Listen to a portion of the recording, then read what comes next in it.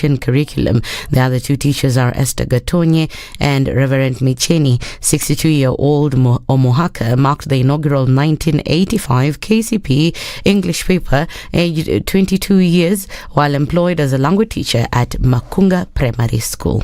My name is Waswa Thomas Omuhaka. I'm the Chief Examiner, KCP English Composition, and I'm very happy today to have been awarded a certificate and recognition as a Chief Examiner in this paper. Luckily for me, I was there in 1985 as a young man marking examination, and I'm very happy that I'm ending it in 2023, 38 years down the line. Nimekuwa mtahini mkuu kwa muda wa miaka 5 hivi. Nashukuru Mungu kwa sababu kufikia sasa tumeona mtihani huu ukifanywa kwa njia inayofaa, na japo pana changamoto, kila mtihani lazima uwe na changamoto, lakini tunashukuru kwamba changamoto zenyewe tumezikabili na tukafikia upeo huu wa kutangazwa kwa mtihani huu. Jina langu ni Esther Gatonye. Nimekuwa nikishughulika na karatasi za watu ambao wako na special needs, ambao wamekuwa wakifanya Kenyan Sign Language Composition, English Composition in print and braille, and Kiswahili Insha in print and braille. Female candidates in the Kenya Certificate of Primary Education exam performed better in languages than their male counterparts. Education CS Ezekiel Mashugu said female candidates performed slightly better than their male counterparts in English, Kiswahili and Kenyan Sign Language. On the other hand, male candidates performed slightly better in mathematics and science as compared to females. The CS noted that English language and Kenyan Sign Language composition recorded an improvement in performance in 2023 when compared with the year 2022.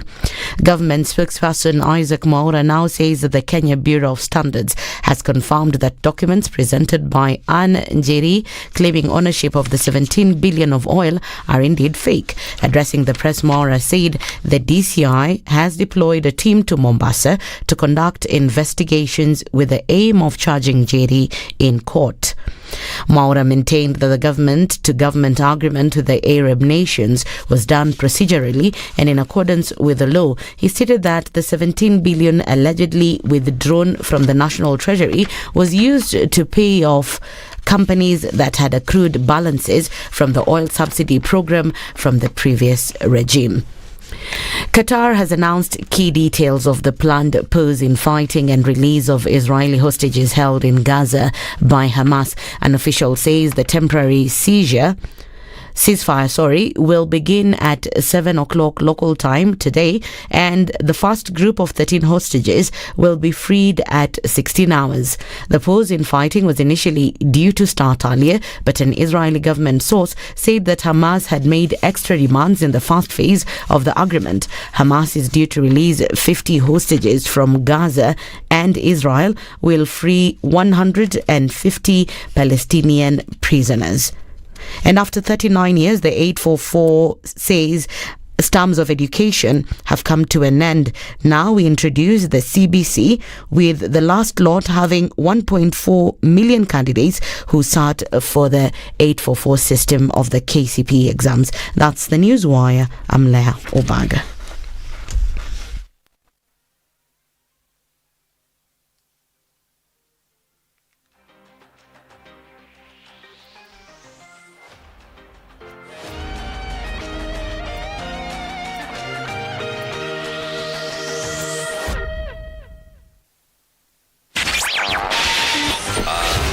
Modern Vibes on Vibes Radio.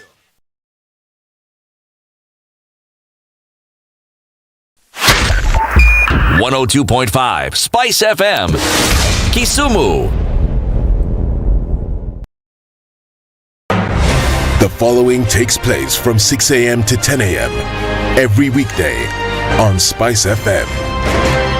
Thank you very much, Eric, and it's good to be at the Situation Room. Always a pleasure coming here. This is the most challenging interview panel in Kenya. You guys are very well informed, and as you can see, Charles today, very philosophical. To be poor in this country is the greatest sin you can commit, not just from a legal perspective, but from life generally. It is very, very skewed. We've just heard on the floor of Parliament, just most recently, a leader within the ODM saying that Sisi ni ng'ombe za baba. Yeah. Which means that you are willing to be milked dry. Hapo. You cannot force me to believe. I'll give way. If it's land that I'm told to return to you, I will. Okay? Because the court has said so. But I'll continue saying, watu wamenirusha. That's all that I'm doing. The Situation Room, Kenya's biggest conversation. If a lion shows you its teeth, it doesn't mean it likes you. It doesn't mean it likes you. It won't start. A liar calls as witness one who is either dead or far away. Say it in Kiswahili. Ben low, nin inte, nin there, you markati kadikta. You know this character called liar. He has disturbed people. So when you tell him, who are your witnesses, he will take you to a place where it is difficult to verify. For someone like me who sweats a lot, I cannot survive there. Sweating is biblical. And you must blame it on Adam, not me. Because Adam messed up and he was told, now you fellow you, by the sweat of your brow, thou shalt eat. The Situation Room, Kenya's biggest conversation. Revenge is for children. It's for kids. When you grow up, you realize the best revenge you can take on somebody is to ignore them. Now, I'm just new in politics. It is not everybody's cup of tea. That's why some people come in one term and that's it for them. Political parties in this country do not have ideologies, whether luring or otherwise. And that is the effect of corruption. Any time an offense occurs anywhere in the country, it is the job of the Inspector General to look into it.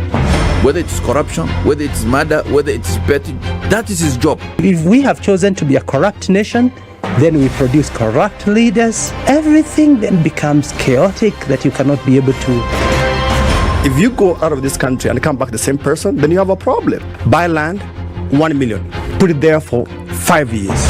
What's the purpose? It'll have increased in value. No, that's the thing. That's darkness. That's an eclipse. You don't do that. I hope you don't believe that a hustler is a poor person or that all hustlers are poor. I've seen that conversation. Tell us, who is a hustler? Who's a hustler? Hustler is a person who is making a living through hard work. Corruption in Kenya is a political accusation. The people who are actually corrupt are not pointed fingers at. Kenya is not free. Kenya imeshikwa na mateka. It's under siege. Have you seen that lodge on Nyeri Road? Very high fence. You can't even windows sleep inside. Up near the ceiling. Yes. And if you walk there at midnight, you see bats the size of cows. And when it rains, it doesn't rain on that building. Yes. When you're at All Saints and it's raining, it doesn't rain on that building. The things people will believe. The Situation Room, Kenya's biggest conversation.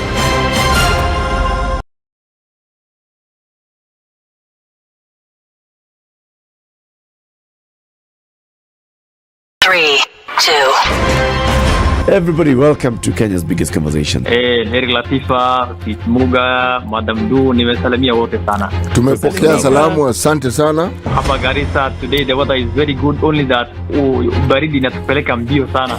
Sasa baridi ni degree ngapi hapo? Hata sijui lakini madam tunakauka sana. If you want to follow the money trail, you've got to think like a thief to be able to catch that thief. A slap from a friend is better than a kiss from an enemy. You remember the kiss of Judas Iscariot? Iscariot. Yes. Is the one that imetuweka kwa hii mashida yote na mataabu kwa sababu of that kiss. Yet the slap of Jesus Christ when he slapped those guys and walikuwa wanauza mboga ndani ya kanisa took them to heaven. The Situation Room. When you're impeached, you're impeached. When you're sentenced. Madam Chief Justice. Until the sentence is set aside. Ukibeba vitu kwa roho utakufa. If you carry things in your heart, you will die. The reason for which you went to school and then gathered experience, that reason must be paid for. Oh, right. Oh, okay. This level. Shape up or ship out. Levels don't change. No. It's about shipping up. You know my business partner here. Shipping out. Are we talking about the ship in the bathtub? Or the ship man? Emmanuel Talabu used to tell us a story of going to school and then been told to write composition about a ship. His classmate raises a hand. Teacher, are you talking about a ship or a ship goat?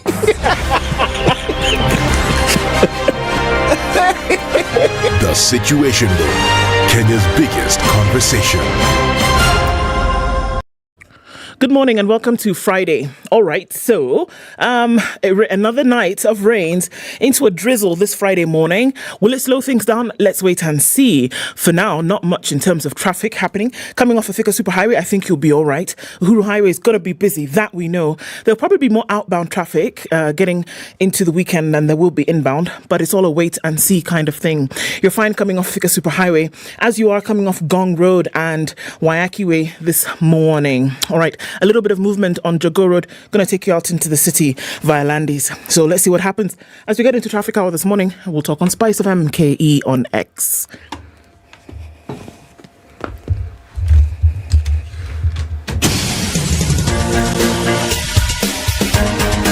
This is The Situation Room, the home of hard-hitting political commentary and penetrating insights about the state of the nation. This is a talk radio experience like no other. The Situation Room, a place for hard truths, debates, and elevated conversations. The Situation Room, witty, political, engaging, deep, controversial. In the room, we have C.T. Muga, researcher, academic, seasoned political observer, a fountain of wisdom in these politically uncertain times. Ndu Oko, Nigerian by birth, Kenyan by choice, communications expert, Pan-Africanist, a truth seeker and believer in people power, and Eric Latif, agent provocateur, the man in the chair, seasoned journalist, news hound, a man who believes in punching up, not down. This is The Situation Room, the only way to start like this. This is the only way to start your day. Good morning. How are you doing? Welcome to Kenya's biggest conversation. This is The Situation Room. You know what? You know how we do. You know, madam, you know how we do. Edna, usisahau ile kitu tumesema tutafanya. Huyu mzee akiingia hapa ndio tutafanya namna hiyo. Like that. Ndu? Yeah. Otherwise? Vipi? Mimi vipi yangu iko poa. Na vipi yako je? Ina vipi? Vipi yako ina vipi? It's vipi yo. There used to be a show done by Dij. Remember the Dij, the musician? Yeah. He's vipi yo. That was his opening line. Like a guy called like Mongolo. Something like that. It's vipi yo. And then you know. I remember. You remember it, huh? Yeah. Otherwise, you know. I remember. You remember it, huh? Nini. Zima hiyo kitu. Nini. Zima hiyo kitu. Zima hiyo kitu. Edna, zima hiyo kitu. You know, when someone is told zima hiyo kitu, it means something completely different. Oh, yeah? Like snuff it out. Kill it. Kill it. Cops are coming. Yeah. Put it out. Bona City Muga. Yes. Hey, my brother. Don't worry. It's a seat that is good. Don't worry. Shock my horror. Don't worry. Hey. Your baridi itaisha. So these two shall pass. These two shall pass. Yes. Ati watu wawili watapita. Si ati hawa. Si hawa wawili. Ni hii mbili. Hii mbili wawili. Pia itapita. Si ndio? Yote itapita. Yeah. City. Yes, please. Now that we have been doing some TBTs, there's a concert that will be coming soon. Concert? Yeah.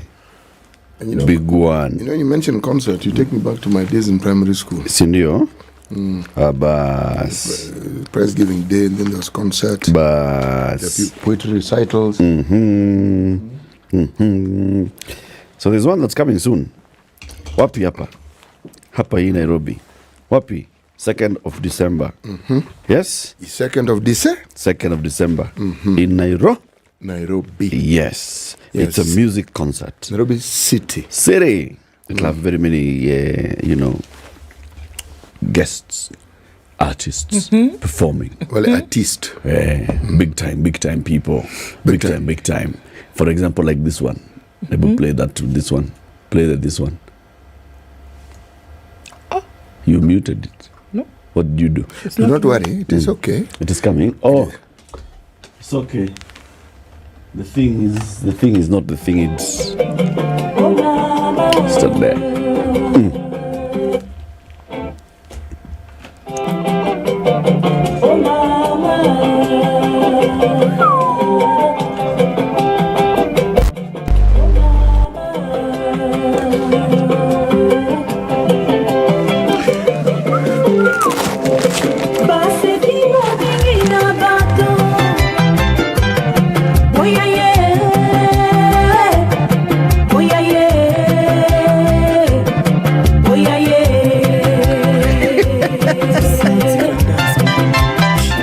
And then you just look at her now, she's dancing. Muziki taratibu.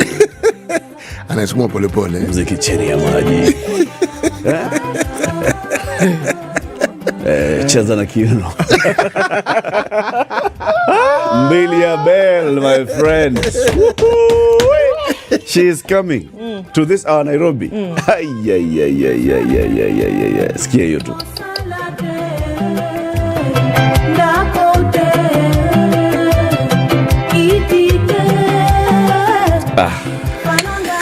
Very sweet something. Imagine, Buana. I would play that one for Nairobi. She's coming to Nairobi.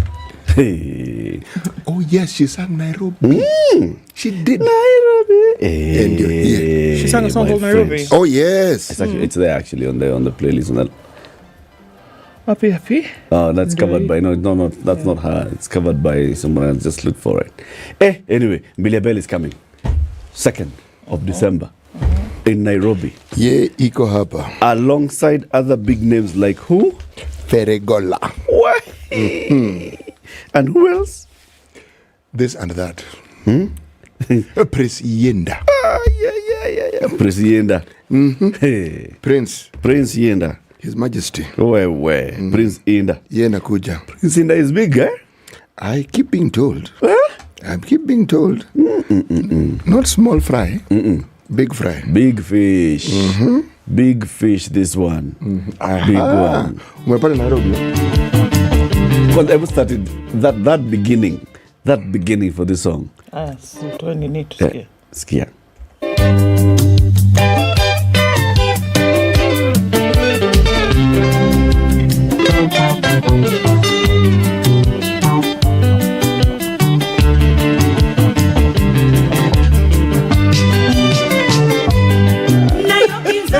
Hey, my friend. Motindo Yampasi. So you're 2nd of December. What day is the 3rd? Must we wake up on the 3rd?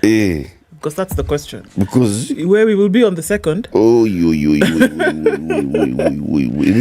it's done. It's over. It's finished. We'll see you next year. 3rd is a Sunday. But then 4th is a Monday. I think that Monday we'll see us. We'll see. Anyway. I will come and get you from Kenya and bring you back to Kinshasa. Back to I am not falling into that trip. Sorry. Trap. You know, we said in Nairobi, Mombasa. The song is Ya Elodi, Mapasa, Lokumu ya Family, Otiwapi. It is not Nairobi, Mombasa, Nakuru. That is the song. It is called Nairobi.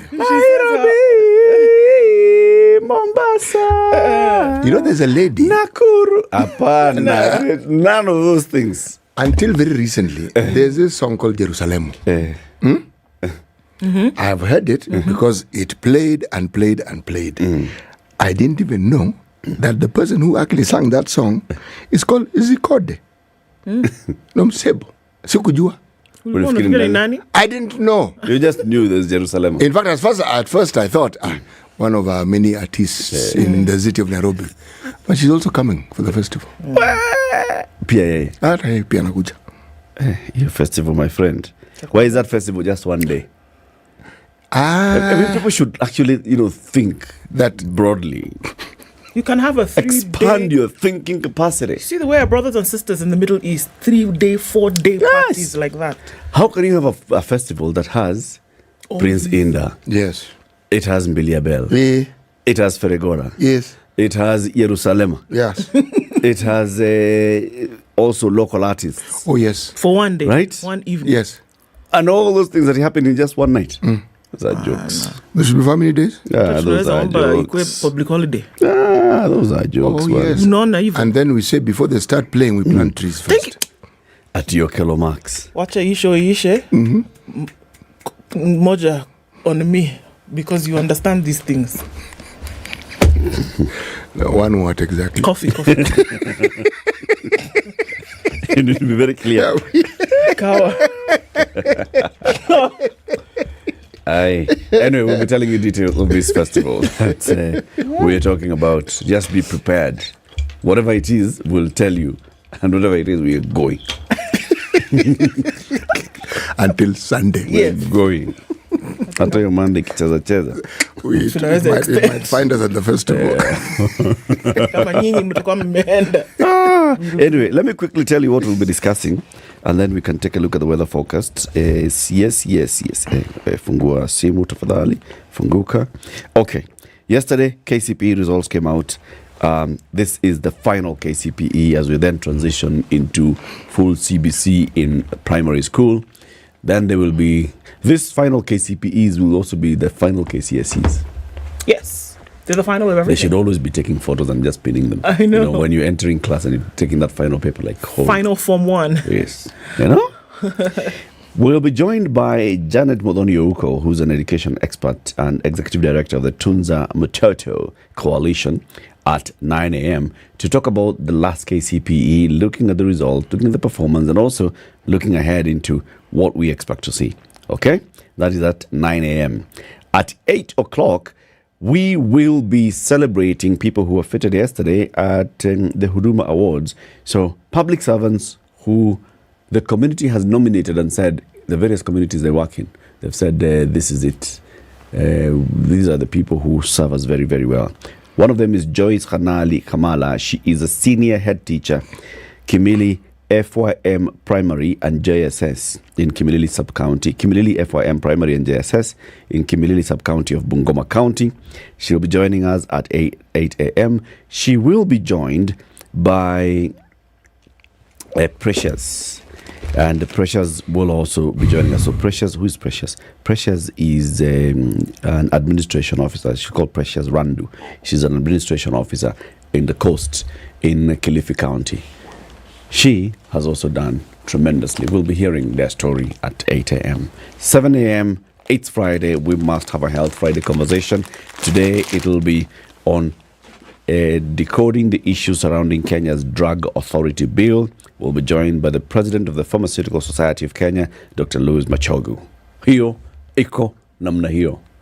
Time imeenda. Imagine. It's 24 already. Okay, do the weather like that, chap chap. And then we do like that, chap chap. And then chap chap chap chap. So basic. This is the Situation Room, the only way to start your day. All right, we're looking at cloudy conditions after a night of rain in Nairobi. It's currently 16 degrees. It'll go to highs of 24 and lows of 22.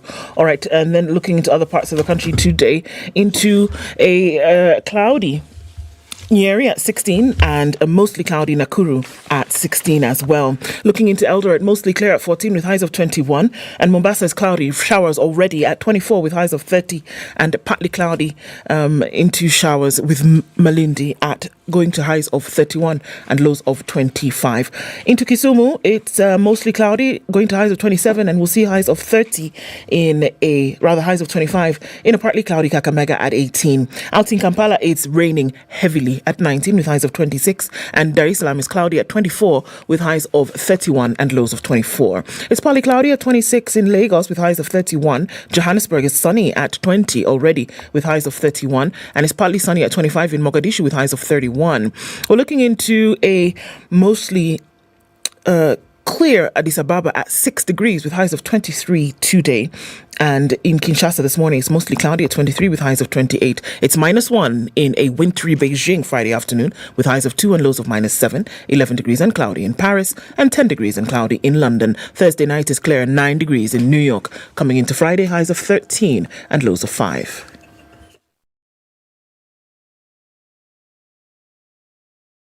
Mature, intelligent talk every morning. Spice up yourself.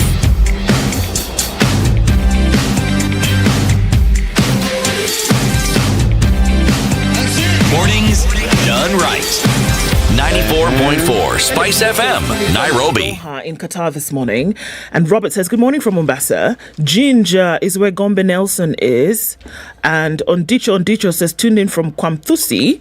Alibaba says, Moy's Bridge, well represented. And good morning from the Great Wall of Keno. That's where Odero is. Victor Kiptarbe says, good morning from Eldoret. You're at Assis Hotel. Okay. Good morning and hope all is well. Nyeri, Chanya specifically, is where Sami Kidui is. And Ruff is tuned in from Congoviria. You know where that is? Nope. All right. Good morning from Maria Kani. Congoviria. Yeah. Where is Congoviria? It's a place. Ruff. It must be. His name is Ruff. Please tell us. Or her name, I don't know. His or her name? All right. They're in Ruff. They're in Ruff. No, they're Ruff. They're called Ruff. They're in Congoviria. All right, we shall Google Congoviria. Sawa basi. Peter Kinya says, good morning, tuning from Mariakani. Does a man not know when he has pepper in his eyes? If we forget yesterday, how shall we remember tomorrow? It's a Nigerian proverb, actually. I've heard it many times. From the city of champions, whether Ukitoa...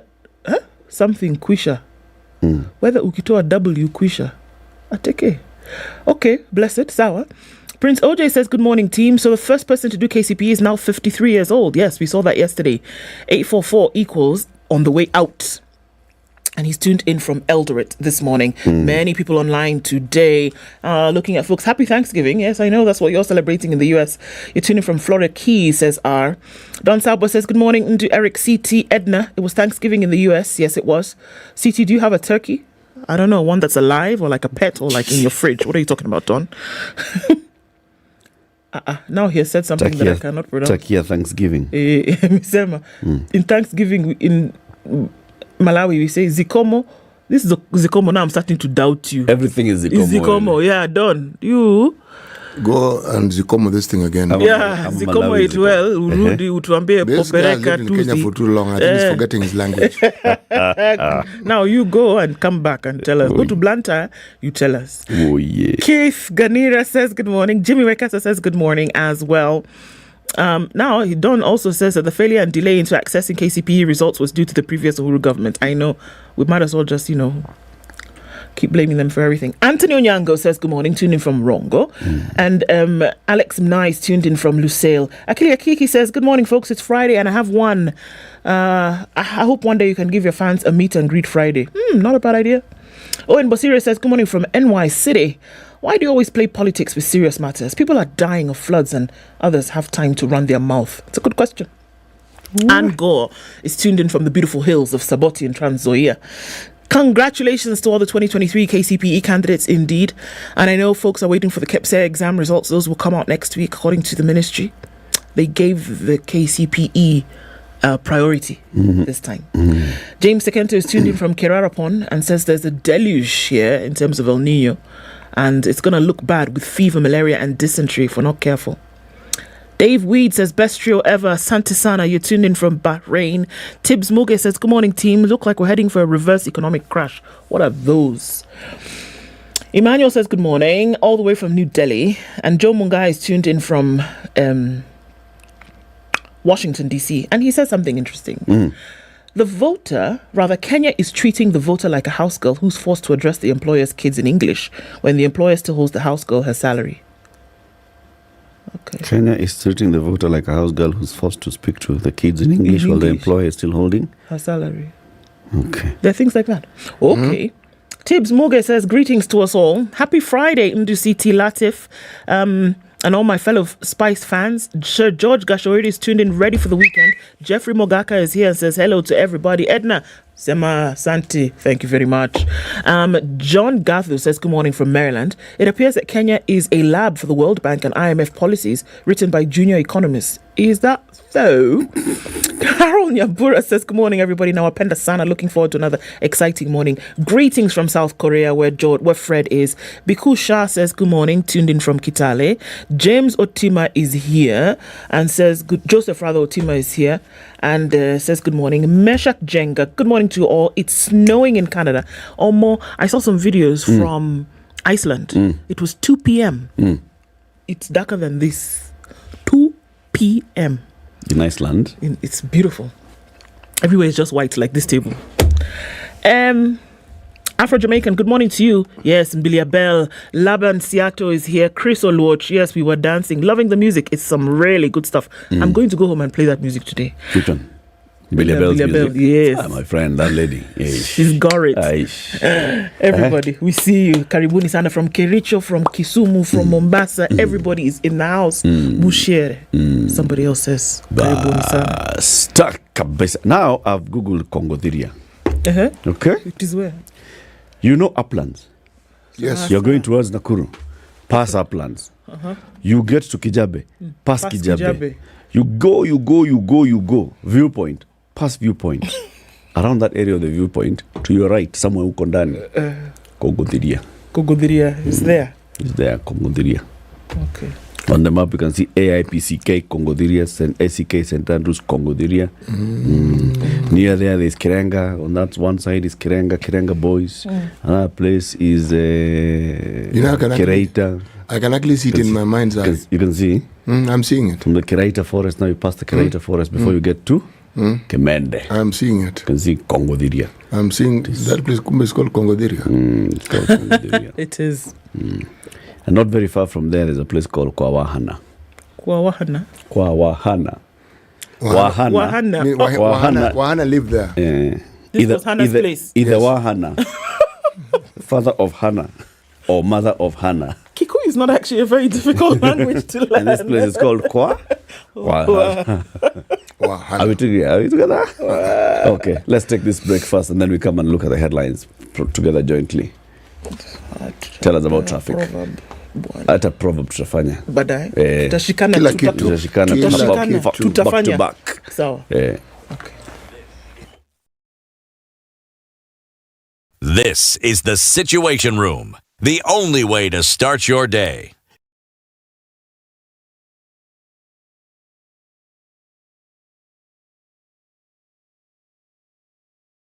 Some very nice, mature music. It really took me back to my days, and I can just feel young again and enjoy the vibes. Still not much. There's a drizzle in many parts of the country this morning. In and outbound traffic from Nairobi is probably going to be pretty busy today. It's getting into the weekend and lots of folks outbound. So we'll see what happens looking on Waiyaki Way as well as the Thika Superhighway outbound today and some on Mombasa Road. But let's keep an eye on that. The most of it that you see right now is coming off Landis going towards Kamkunji at the roundabout and just a smidgen of traffic on Gong Road as you then get towards Haile Selassie at the junction. Apart from that, you're all right and you're golden getting into the city, getting out. Not for now, at least. Let's see what happens in about an hour or so and how things may change. In the meantime, keep us abreast of these issues. We'll talk Spice FM KE on X.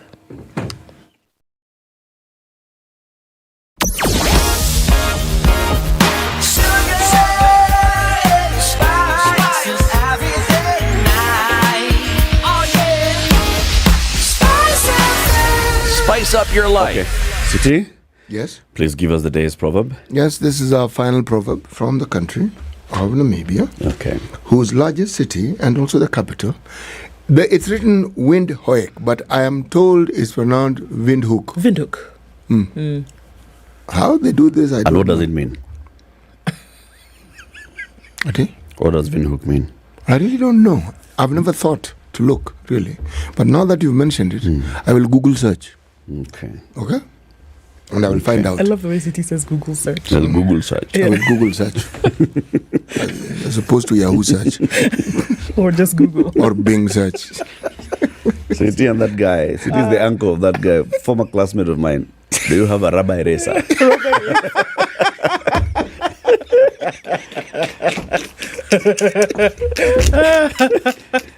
I borrow a rubber eraser. Yeah. Proverb? As soon as a monkey has climbed a tree, it starts abusing from its elevated position. I've seen that thing. I've seen it. You've seen the monkey? In Anyeta. Actual Onger. Yes. Like that. Onger is telling you from the tree. Maybe that's why it's called Onger. Sindio? Akiwa juu naangalia chini, sasa ngef ngef. Niko juu. Ngef ngef. Onger. As soon as the monkey climbs up a tree, it starts insulting. From its abusing. Abusing. Yes, which is insulting from its elevated position. Yeah. This is daring you, telling you, what are you going to do? Kuja. Kuja. You are so clever. Climb. Kuja. See. Higher headlines. All right, on the front page of the Standard this morning, Warutere rules Rooster Stars bid bye to KCPE. That was a top-scoring boy, Michael Warutere, the toast of the town after topping the last KCPE exams with an impressive 428 marks after 39 years. The curtains have come down on the primary school examination. We'll be looking at that in detail with a guest this morning, and of course talks about what they determined the high marks would be, what the standardization was, how many marks essentially were chopped off, what you actually did score. The conversations are already bubbling. But yeah, two major things. Number one, the last KCPE, the results are out. And number two, what will then happen with, moving into the system gradually. All right? Yes. Employees to pay more taxes. Yay! As new health rates take effect. Look, you must find joy in every situation. Down in your heart. I'm telling you. Down. Where? Down in your heart. Okay. Now, the state is to split Kenya Power to create a superpower firm. City, you might like this very much. That's a good one. Yeah? I like it. I am waiting to see what I will like. I will tell you. Don't worry. On the front page of The Nation this morning, best of the last KCPE. Yes, that's what we see. It's a great picture there, again, of Michael Warutere. Adios. He bids goodbye, as do 1.4 million other students to KCPE. Quite a number of students who did very well. And we're looking at the mark that allows, a lot to go towards national schools. There was something very interesting in the examination results yesterday, where we're looking at 9,300 students who did not sit KCPE for whatever reason will be allowed to sit a special retake in January next year. There were many reasons that contributed to the to not sitting this exam. Yeah. There were lots of people who were marooned. There were lots of people who were away for security issues. There were people who actually, and then he said, people who didn't do well will be given an opportunity to repeat the exam. So all of them will be clustered for January. All right, it's a special test, they're calling it, for those who fail to sit exams, as grade 6 results set to be released later. Later is next week. Okay, so of course that's what is a talk of the town now in terms of the release, and then the scramble to find schools begins. For lots of people, it started already, but let's see what that happens in terms of placements for next year. All right, taking through quite a number of pages. In The Nation. On the back page of The Nation, we're looking at state to raid. It's interesting. You see this headline on the Standard where it says employees to pay more taxes as new health rates take effect. Well, on The Nation, state to raid workers' pay as SHIF law takes effect. So that little money that you had, we're coming for it, man. So don't sit on your laurels just yet. That we want as well. That's what it looks like. Okay. The Business Daily. The top story here is state mute on 2.75% NHIF rate as the new fund kicks in. The state has kept employees and employers guessing on how much they will pay to fund Kenya's most ambitious social healthcare program, days after appointing a board that will implement this plan. This follows the delays in publishing the regulations that will reveal if the state will honor its promise to cap contributions at 5K in monthly deductions or stick with 2.75% rate that will mean the most paid will contribute more to the fund. Okay? So those regulations are still what we're waiting for. The draft regulations will contain the proposed charges that will undergo public participation before the shift from the current deductions of 150 to 1700 for salaried workers. So everybody is eagerly awaiting those regulations. Maybe now that the board is in place, now the board can begin now rolling out the what? Regulations. KCP candidates with 400 marks drop 10%. Again, looking at the results yesterday. Major win for public servants in Park's suit. Now, there's a case that was taken to court. The Salaries and Remuneration Commission was taken to court. Public servants have scored a major win after the Employment and Labour Relations Court blocked the SRC from abolishing non-practice allowance. The non-practice allowance was intended to facilitate attraction and retention of specific scarce and critical professional skills in public service. So basically, you are a lawyer, an engineer, an architect, those ones. And you are consulting level, and then you join government. You're told, okay, now that you cannot now also practice, be in private practice, we will pay you an allowance for not practicing privately. So that you focus your work in government. SRC, Lynn Mengich had come and said, yeah, right. So we are paying you to work. Why are we paying you to not to work? Just work. Because everybody else can do work outside. And then now the court has said, no, pay them. Then they have a feature on page 3 where they're interviewing James Mwangi. James Mwangi is the Equity Group boss, the top boss and a big shareholder. He's talking about how he sees DRC overtaking Kenya soon in the returns on equity. Basically, equity and DRC. They're treating DRC like, not treating, DRC is already behaving like that goose with that very golden egg for Equity Bank. The Nairobian has a headline called Riddle of the Woman in 17 billion shilling diesel import saga. This woman is called Nyeri. Everybody has been talking about the Secretary General of UDA there. They said, wewe ukiangalia mtu hata wewe unafikiria hata anajua bank account ni nini? No. He didn't say that, but I'm just paraphrasing. Raila Odinga said, look at her face. 17 billion face, 17 billion face. Okay. Do you see anything? Okay. The woman is saying, how does a 10 shilling face look like? Okay, and the layer. Like what you've seen. The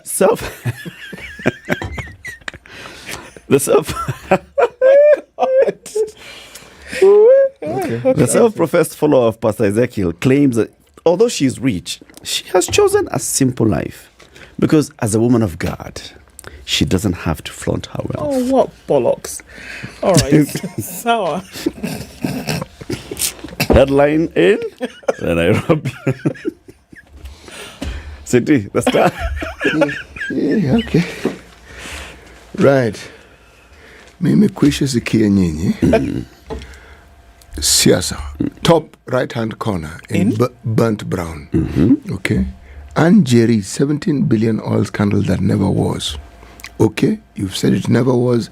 We're going to leave it right there. Okay. Now, everything on this page thereafter is about the KCP. Academies shine as curtain falls on KCPE. And the picture of... When did the word private school morph into academy? Please. Is it actually... Because when you say academy, everybody just understands what you mean. Please, who's the writer of the story? Academies. Academies, as in plural. Yes, academies of... when you hear academies, you know it's private schools. Shine. Yes, exactly. This story is written by a gentleman by the name of Gordon Osen and Lindiwe Danflo. It's a long story, 2 pages. Candidate who missed exams last year, her final chance in January 2024. Celebration rocks Kisumu schools after students post good results. Academics shine as curtain falls on KCPE. Comments, quotations from parents. My son is not happy, but I'm very proud of him. He can score whatever higher grade he wants in his remaining learning journey. But for now, we are super happy and proud of the young man, as we are proud of all the Kenyans who sat for the exam. These are Kenyans. Yes, and amidst turmoil, tribulation, and difficulties, and the support of the parents and the teachers. The teachers. Yep. Yes, those who make these things possible. Yes. And are soon forgotten and are ignored. The teachers. It's true. Yes. It's true. Okay. So we'll look at the KCP story in great detail when we get our guest at 9. So Yeah. Okay. So what other stories are on? Sasa? You're NHIF. Yes, please. Be a bus. SHIF. Now, that's the Social Health Insurance Fund. It's just a matter of time before the state starts to raid workers' pay slips to finance the Social Health Insurance Fund. This comes after Health Cabinet Secretary Susan Nakhumicha on Wednesday gazetted the Social Health Insurance Act. Remember, it was being waited for her gazettement when she did the business, and now they say, here it is. This is where that happy little piece of law comes in, where it tells you that if you do not pay your monthly government services and you, different WhatsApp group. Okay. You will not see them. The Act establishes the Social Health Authority, which will be headed by a Director General, in turn supervised by a board headed by a non-executive chairperson who's a chairman, let's just say chairperson, because it could be a woman, who would be appointed by the president. The new law makes it mandatory for adult Kenyans and foreigners residing in the country to register for the SHIF. Those in formal employment will pay 2.75% of their salaries deducted, with the self-employed and informal sector workers compelled to contribute 500 shillings per month. The government is seeking to generate revenue by targeting at least 17 million adult Kenyans who are not members of the National Health Insurance Fund, while the SHIF seeks to fund the drive in order to offer UHC. Now, Section 26 of the Act makes it mandatory for the registration of the SHIF and directs the central and regional governments and their entities to deny services to non-members. So think about any service that you would go to your county government or go to the level of national government to then receive as a citizen or a resident of Kenya. If you have not made your contribution every month, there's a problem. Let's imagine that you're earning 100,000 shillings a month. 2.7 is 2,750 shillings. If you don't pay that every month, there's a problem. If you're earning 50,000 shillings a month, it is 1,125. You don't, and if you're not in formal employment, it's 500 shillings a pop. You don't pay, you will not receive services from county and or national government. Even if you want to renew your driving license and you've not paid your whatever, you will not get your driving license. You will not then drive your vehicle.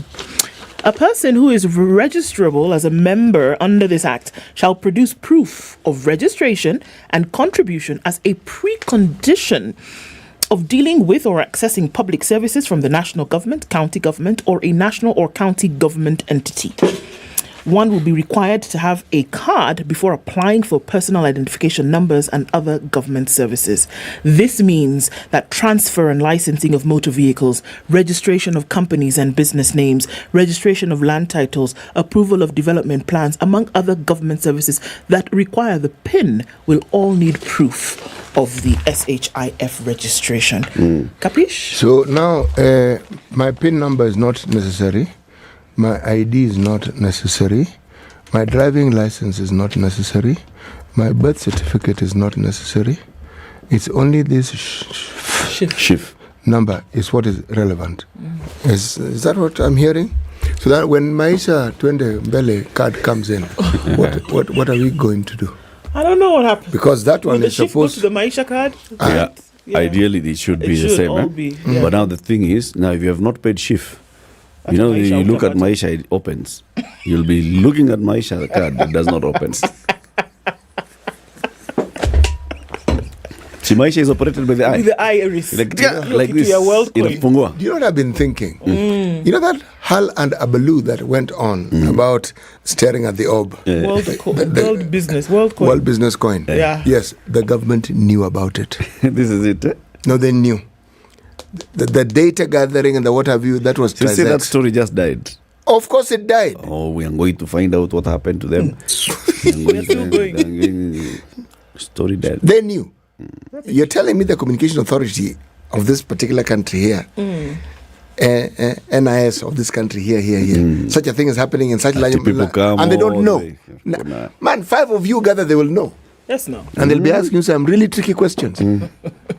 And then you have cues from here. Till Timbuktu. And thousands of people every day were lining up for 2 weeks. And Exactly. you didn't know what was And going on. no. The pilot for the Maisha thing was taking place. We just didn't know it. But you know, there's something I need to mention. Huh? Remember the comment that raised a bit of dust yesterday regarding our esteemed deputy president?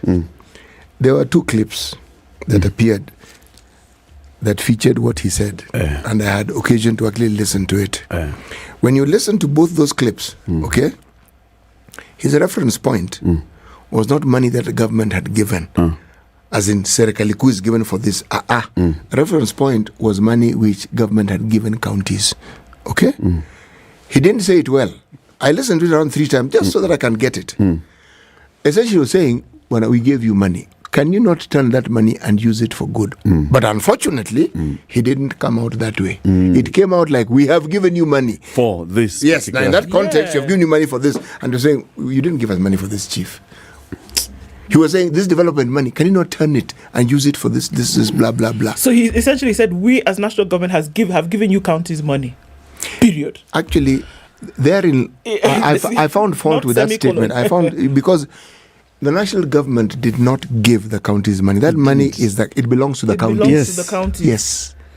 So he's claimed ownership by that statement. Yes, he's claimed ownership of this process. That devolution naturally was delivering. No, essentially saying devolution is an arm, is like Of a the department of executive. government. Yeah. Yes. It's like a ministry where money is given to a ministry and doled out for all. Yes. And it is not the case. No, it is not. And I think there need to be very clear lines here. Was separate money in the form of 10 billion shillings released from Treasury and sent to counties for the sole purpose of mitigation against this flood disaster? No. If the answer is no, then this conversation is over. We don't even need to go left and right. Didn't happen. You cannot now come and say, because... Let me just ask the moved money question: from Is Treasury to send for devolution. disaster management devolved? Excuse me, CT, a management authority that still does not have the mandate to operate within Kenya till tomorrow has never been given its powers. It hasn't been given legs. It hasn't. To put into law. How many disasters have happened since they started flirting with this idea of having an authority in place? How long? And we're still talking about it until when?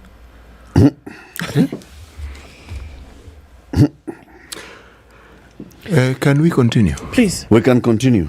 I'm looking at 2 stories. I'm wondering which one to give you. So let me give you this one. It's quite tough. It just involves about 1.2 billion shillings that we owe some. Only after all, we paid 5 billion for air, such things. So in May 2012, Mwai Kibaki was still the president, right? There was a ministry called Ministry of Regional Development. They contracted some consultancy firm from Spain. The company is called TYPSA. Let's just call it TIPSA. Okay? They were given a job to provide consultancy services for feasibility study and detailed design of Lower Ewasongiro South Multipurpose Dam Development Project. Lower Ewasongiro South Multipurpose Dam Development Project. The contract sum was in 2 currencies. One, 18.17 million euros, and another one, $1.69 million. TIPSA concluded its contractual obligations in December 2013, and a certificate of satisfactory completion was issued on June 8, 2015. Thereafter, several installments were paid, leaving a balance of 7.3 million euros, and $468,000. That translates to about 1.2 billion shillings. This debt to the firm that's little known in Kenya has received attention from the highest office in Kenya and Spain, and also the subject of several letters by different cabinet secretaries, as well as the Spanish embassy in Kenya.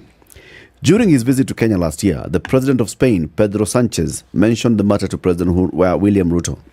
This has since been the source of discomfort for some of the CSs, with the Treasury on one end pushing for payment, while the Regional Development Ministry appears to push back, noting that it's perennially short of funds to pay pending bills, despite requests to the Treasury for more money.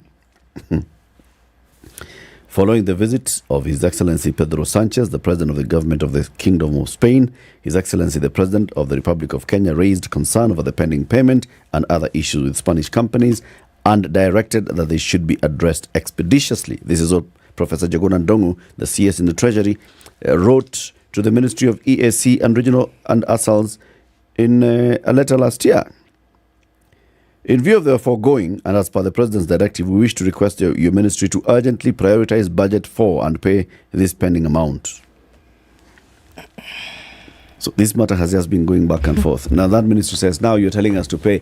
So you give us money to pay. But you have money.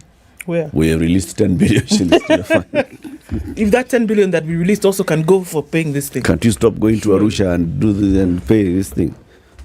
You know, sometimes it's amazing how important it is to actually say whatever you want to say correctly. Brain to mouth filter must be engaged. Yes, because indeed, if the county governments were given money, the tone of the conversation should have been, please consider.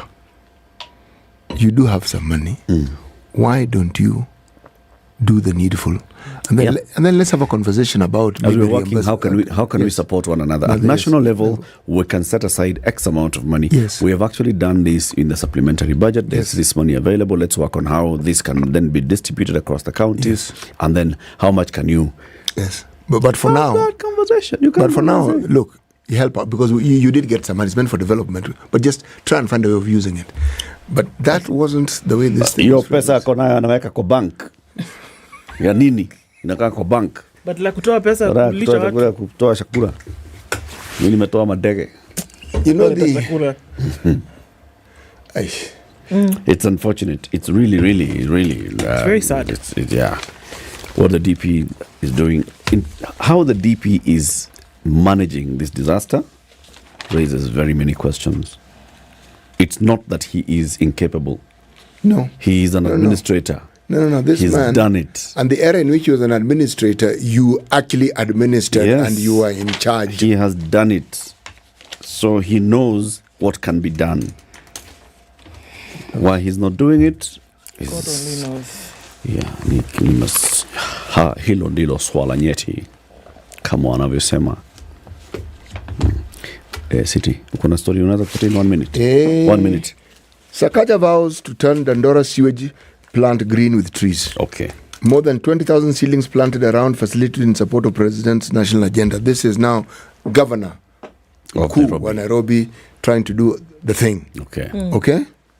And this is in Dandora. Why? Because, Dandora has this unfortunate reputation for being a dumping ground. Because the biggest dump site we have, perhaps in the country, is actually in Dandora. So now make it green. And the picture is taken of him trying to avoid some water, while also trying to immerse some seedling tree into the ground, into a puddle of water. Okay. So I'm just looking at the picture. Got it. Yes. So this tree will not suffer for lack of water. No. That's for sure. It's a good thing, Sakaja. Well done. This is that project that is quite controversial. Yes. He has awarded some contract to some company, and another company has raised this matter with court. They're petitioning the award of this contract. If we just went back into the program that was developed for Nairobi Solid Waste Management by JICA just a few years ago, and just implemented that thing, we'd be okay. Lakini Kenya. JICA did the same thing for Nairobi County, did the same thing for Mombasa. And the thing that the governors who were there when this thing was inaugurated talked about it, that's just about it. That was it. That was and it's a beautiful plan. And I think that's what we should just be asking. So are we actually rolling out this plan as it was done, or are we playing games here, or saying these ones will come? And where are we? Believe me, it was a proper 360, that plan. Yes. Ridiculous. Yeah, when he was here, Governor Sakaja told us that this company, there's a whole thing of even using that recycled waste and to generating power, electricity, selling it into the grid. And okay, anyway, it's 7 a.m. Let's just hear the news.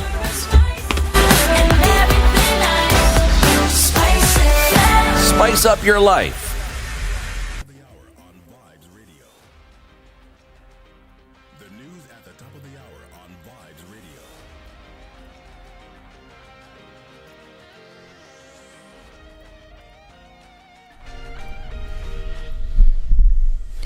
Good morning. This is the News Wire. I'm Leah Obaga.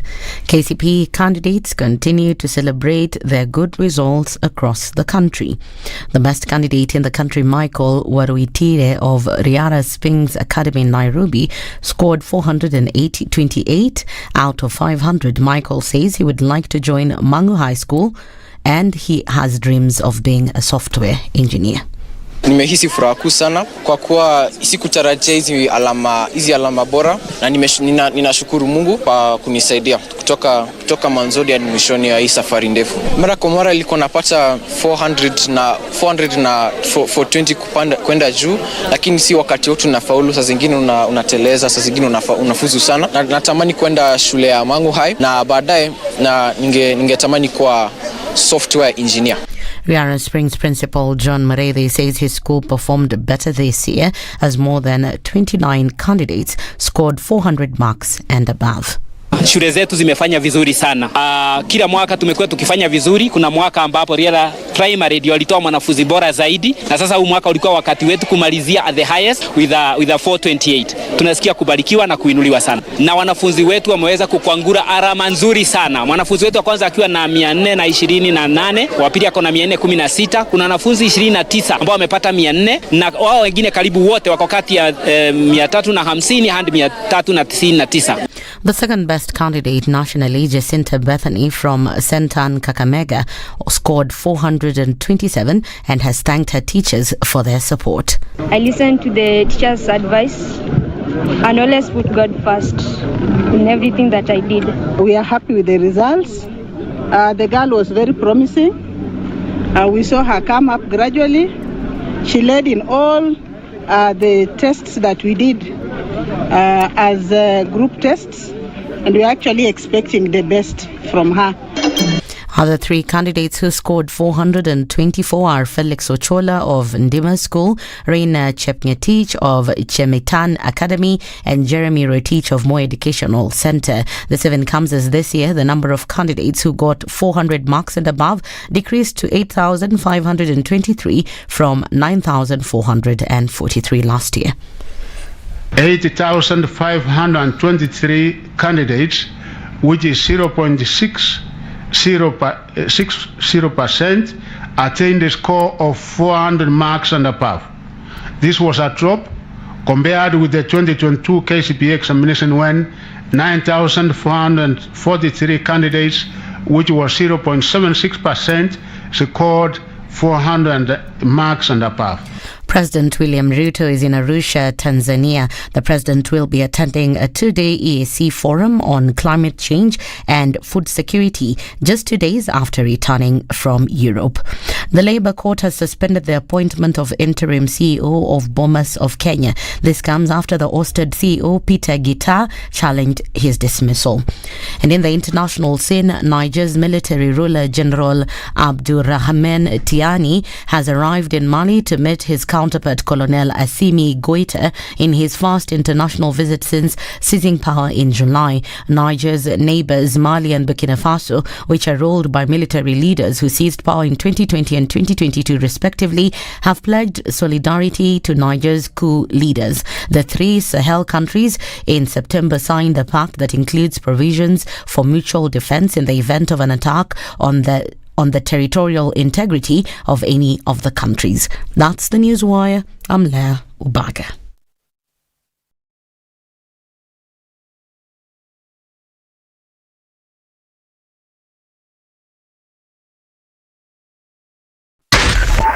Spice FM, Nakuru. All right. Some movement in the city this morning. We're looking at it building on around Kamkunji, coming in from Landis, and so that's already pretty busy, and it's now busy coming off the Thika Superhighway all the way from the Outer Ring Junction, heading out into the CBD. As you get to Murang'a Road or then go towards Wangari Maathai, I think you'll be all right. Coming in from Kiambu Road, there's a movement as well, and Limuru Road is starting to build up. We're seeing that movement here and there. Still not too bad, actually. Kangunda Road has some action as you're touching on Outer Ring, so does Manyanja Road, just at your junctions, and then coming in from Embakasi through towards Outer Ring, that is also busy right about now. So let's see how this progresses as we're getting into traffic hour. The sun is up and all those good things. Let's see what happens, and let's talk on Spice FM KE on X.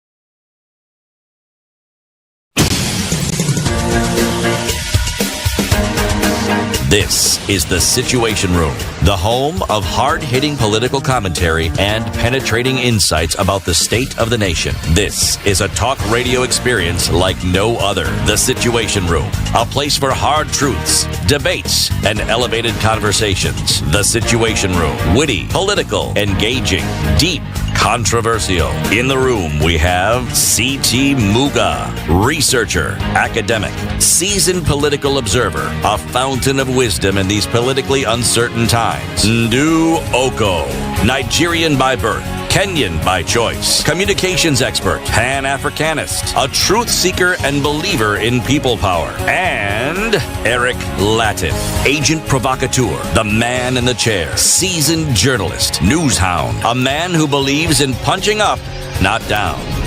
This is The Situation Room, the only way to start your day. Welcome to the second hour this lovely Friday, 24th of November 2023. Kenya's biggest conversation live on Spice, on KTN, on YouTube, and on Facebook. Asante sana to everybody who tunes in every weekday morning. You know, every time you go somewhere and you meet someone tell you, I listen to you every day. I'm not sure it's every day, but yeah. I suspect some do, because those who say that, those I've come across say, I listen to you every day when I'm driving to work. Religiously. When I'm driving to work or when I'm going to work. Others actually even talk about, I miss the show, but then I catch up with it later. I replay the show on YouTube.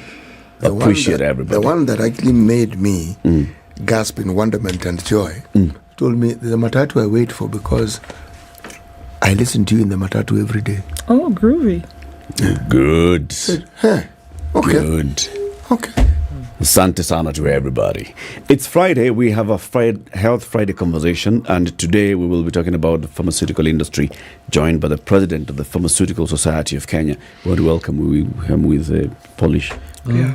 And Duka. Hii ni duka. Kuna duka Kuna black. Moja kubwa. Iko. Hii ni ya black. Shika ndo patia yeye hii ya black. Na hii ni yako. Ya black. Thank you very much. Tell him about it. Now, you know Kiwi, obviously. For sure. Isn't it? Yeah. It's been polishing and shining people's shoes for very, very many years. And also school was a thing. When you did your shopping for school, Kiwi came in that.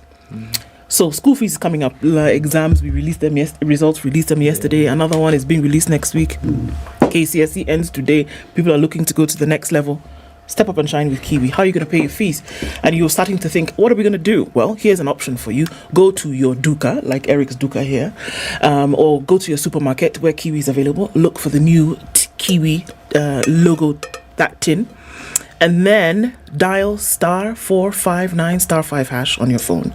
Under the lid, you will pop the lid, and under the lid, you will find a code which you will insert when you follow the directions. And instantly, you win airtime or data. So that's where we start with giving the good things. Then you'll get into a draw. And this draw could see you winning every week. 4 people are winning 35,000 shillings, and it goes towards school fees. Direct to school fees. Doesn't pass go, doesn't collect 200 from Kiwi to the school. Step up and shine. Straight up like that. Yeah. How is that, Daktari? That's good. My daughter just did KPC exams. So, asante sana. Kabisa. Tunangoja results alafu tumpeleke na Kiwi. Yes. Very good. Junior school. That is Dr. Louis Machogu. He is the president of the Pharmaceutical Society of Kenya. He's our guest this Health Friday. And to welcome him, CT has the day's proverb from Namibia. Yes, this is a final proverb from the Republic of Namibia. As soon as a monkey has climbed a tree, it starts abusing from its elevated position. Say again. As soon as a monkey has climbed a tree, it starts abusing from its elevated position. As soon as a monkey climbs a tree, it starts abusing from its elevated position. Terry?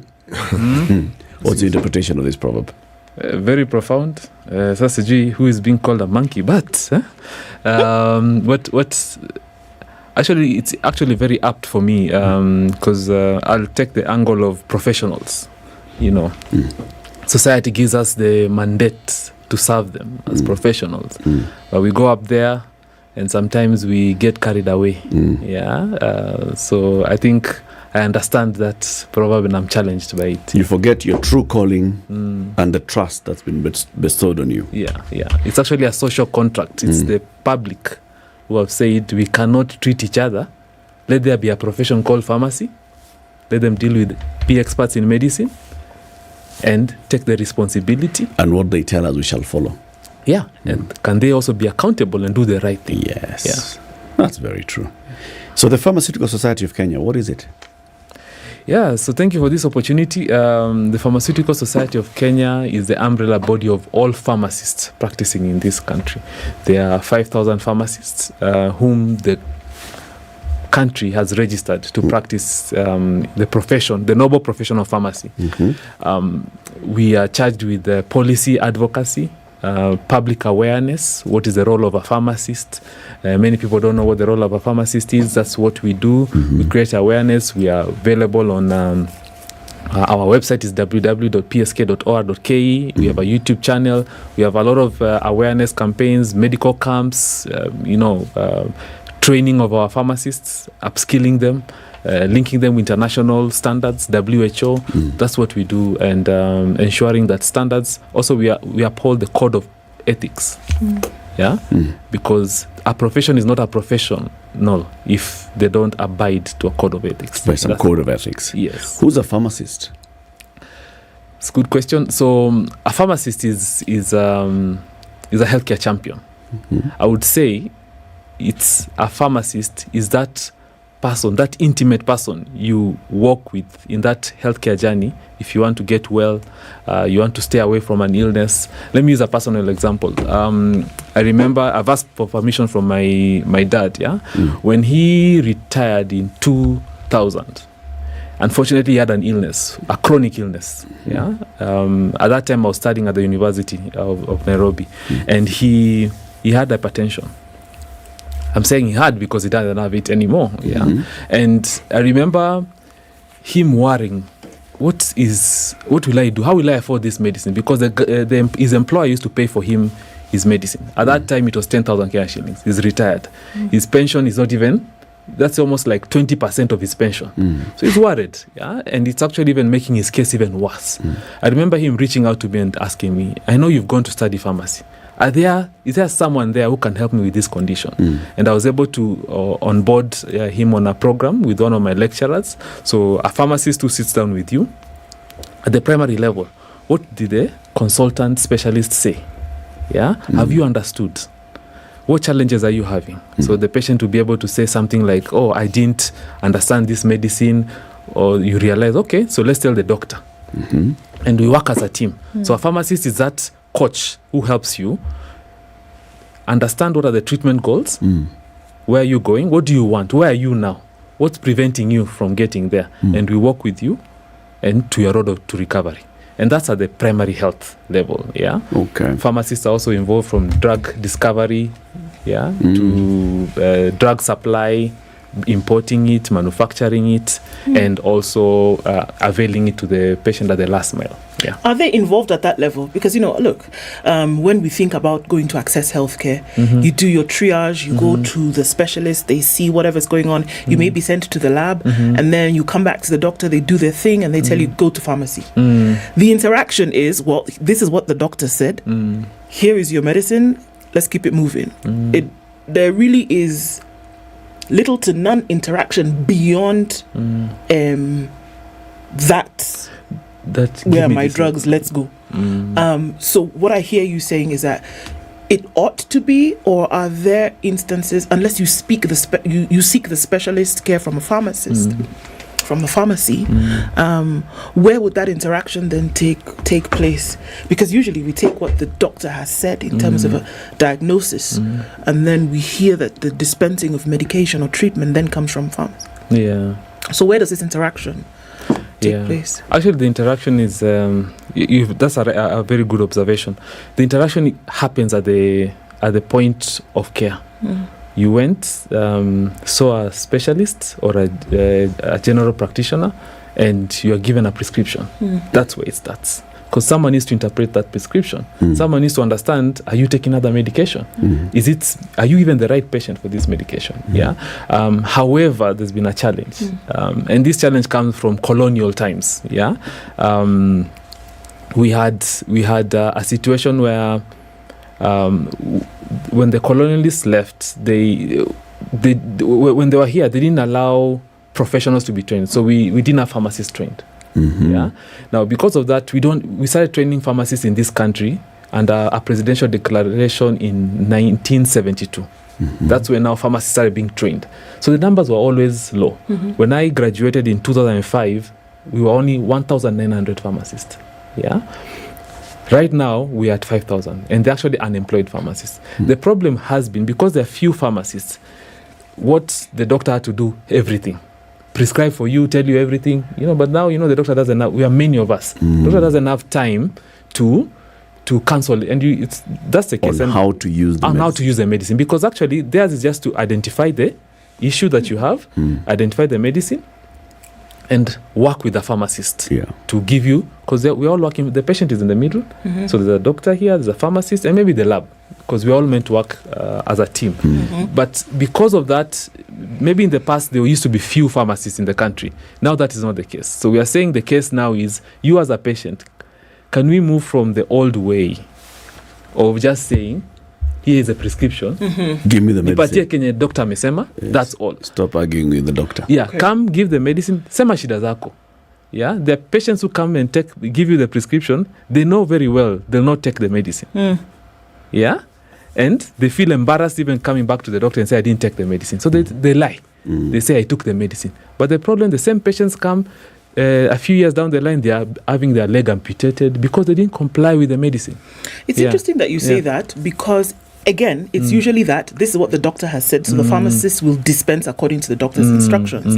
My mother is a pharmacist, and I would see her at the pharmacy. People would come with a prescription, and doctor has prescribed 1, 2, 3. And because of the in a handwriting that only a pharmacist can read. I used to also ask.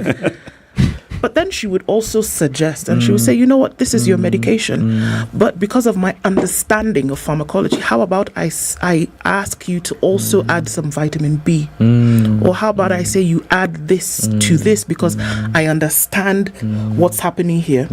Is that what we're talking about? That the interaction then can be more complete, because then you understand the makeup of medicine and the work that it will actually do in the body, as opposed to, here is 2 pills, take them 3 times a day. Actually, I would say it's spot on. Patients actually shortchanging themselves when they come to the pharmacist, and all they say is, just give me as is. You're leaving so much on the table. That pharmacist is able to even make intervention, because remember, this medicine could have drug interactions, like you're saying. There's a medicine we need to add, number one. There's a medicine we need to remove.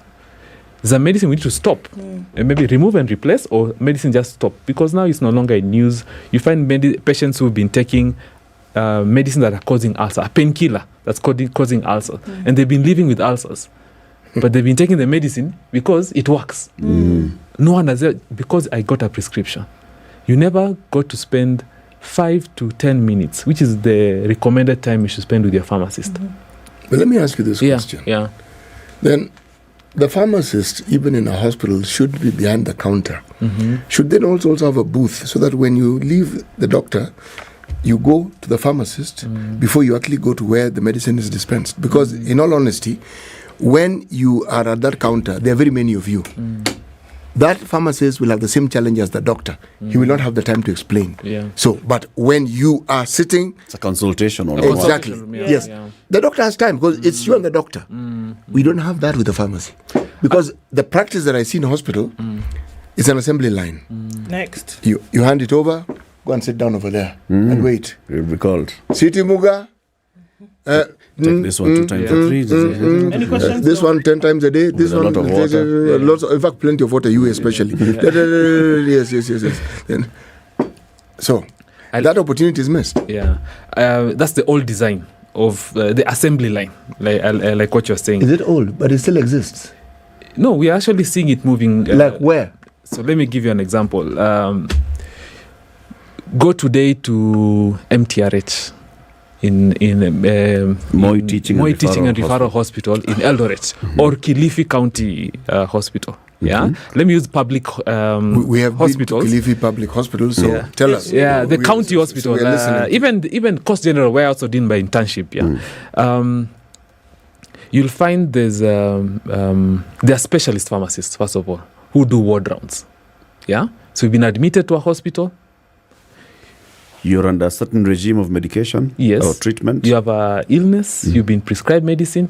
There should be a pharmacist who goes with your treatment sheet and see what is the progress you are on. If you're not getting that, you need to demand. This is absolutely new. Yeah, it is actually happening. And I'm saying public hospitals so that even the private ones can say what are they doing. Yeah, so the public should demand for this service because they are there. You know, you're saying that a pharmacist is supposed to do this and they are allowed by even the law. Yes. Because it sounds to me like a pharmacist is also participating in the prescription. Yeah. It is called drug selection. You know, because this pharmacist has been, as we have just from heard that the pharmacist also has been trained in the pharmacotherapeutics. Yeah, they understand this patient. They actually clerk the patient and find out what are you on. What are they look at the entire notes and work as a team because it's about outcomes. Create a treatment plan right when you are in the inpatient. Yeah. So you have clinical pharmacists. That's what they are called, and they are there in Moi Teaching and Referral. They are there in Kilifi County and even Coast General and many other hospitals. Yeah. The many things. Let's start there. Sorry. And the Pharmacy and Poisons Board is a regulator that gives them that right, to be able to practice at that level. Yeah, so they actually registered to practice. You know, I'm asking that is because of what we are used to. Now, when you go to a pharmacy and the person starts telling you, we're changing this and the other, you always feel this guy is either he's in business. He's the one who is selling me the medicine. So he's basically changing. He's changing what the doctor has recommended for me so that he can make an extra buck out of it. Or because he doesn't have this medicine here, he don't want to send me elsewhere. So he's giving me something that is a substitute that may not necessarily work as well as my expert doctor recommended for me. So you're saying that actually a pharmacist should be involved in this drug selection. What a doctor, after they sit down with you, they identify what the issue is, what their prescription is, and prescribing this kind of treatment. And then you also now come in and say, all right, so understanding your history, your body type, your everything, what else you're on and all, this is for this treatment that the doctor has prescribed. This is the actual product. Exactly. Yeah. So it's actually the doctor prescribes for you water. Now you come to the pharmacy. Actually, the pharmacist is standing there with the doctor in the ward round, for example. But in the community now, at retail level, the prescription came from somewhere else. Yes. So when you come at the pharmacy, the first thing you should do is first look at the credential of the person who's, because there are also many people out there who are masquerading to be pharmacists. We'll come to that. So you should be able to, every pharmacy should present their credentials. They actually even have a photo. I mean, if you're entering an Uber and you actually look and say, are you the driver? Before you even are served by that person who says they are a pharmacist, ask, are you a pharmacist? And at the Pharmacy and Poisons Board website, you can actually see their photo, even it's the same thing that is there. Okay. Yeah. But I'm president. News. Am I sharing news? It's not news. What you're saying makes perfect sense. Okay. But who who beyond, apart from you, who else has this knowledge? Who knows these things? Yes. I mean, in all honesty, even those who are listening, how many of you know that this thing actually is supposed to happen? Actually, it would be nice to hear Paul from the listeners. But let's see by comment on our YouTube and Facebook. Those who are watching the live stream, and that's why we are here. Do you actually know? Have you come across what we are hearing from the president of the Pharmaceutical Society of Kenya, Dr. Louis Machogu? In terms of how pharmacists should and how they have started working. Now that we have more and more pharmacists being trained and being registered in the country, are we seeing that? So once you go to this pharmacy, you're saying we've identified that the person that you're dealing with there is an actual professional. A professional. Is the person behind the counter only a pharmacist? It's a good question. So in the country, there are, at the patient-facing end, there are 3 people who are allowed to handle medicines, because medicines in this country are scheduled. There's narcotics and controlled medicines.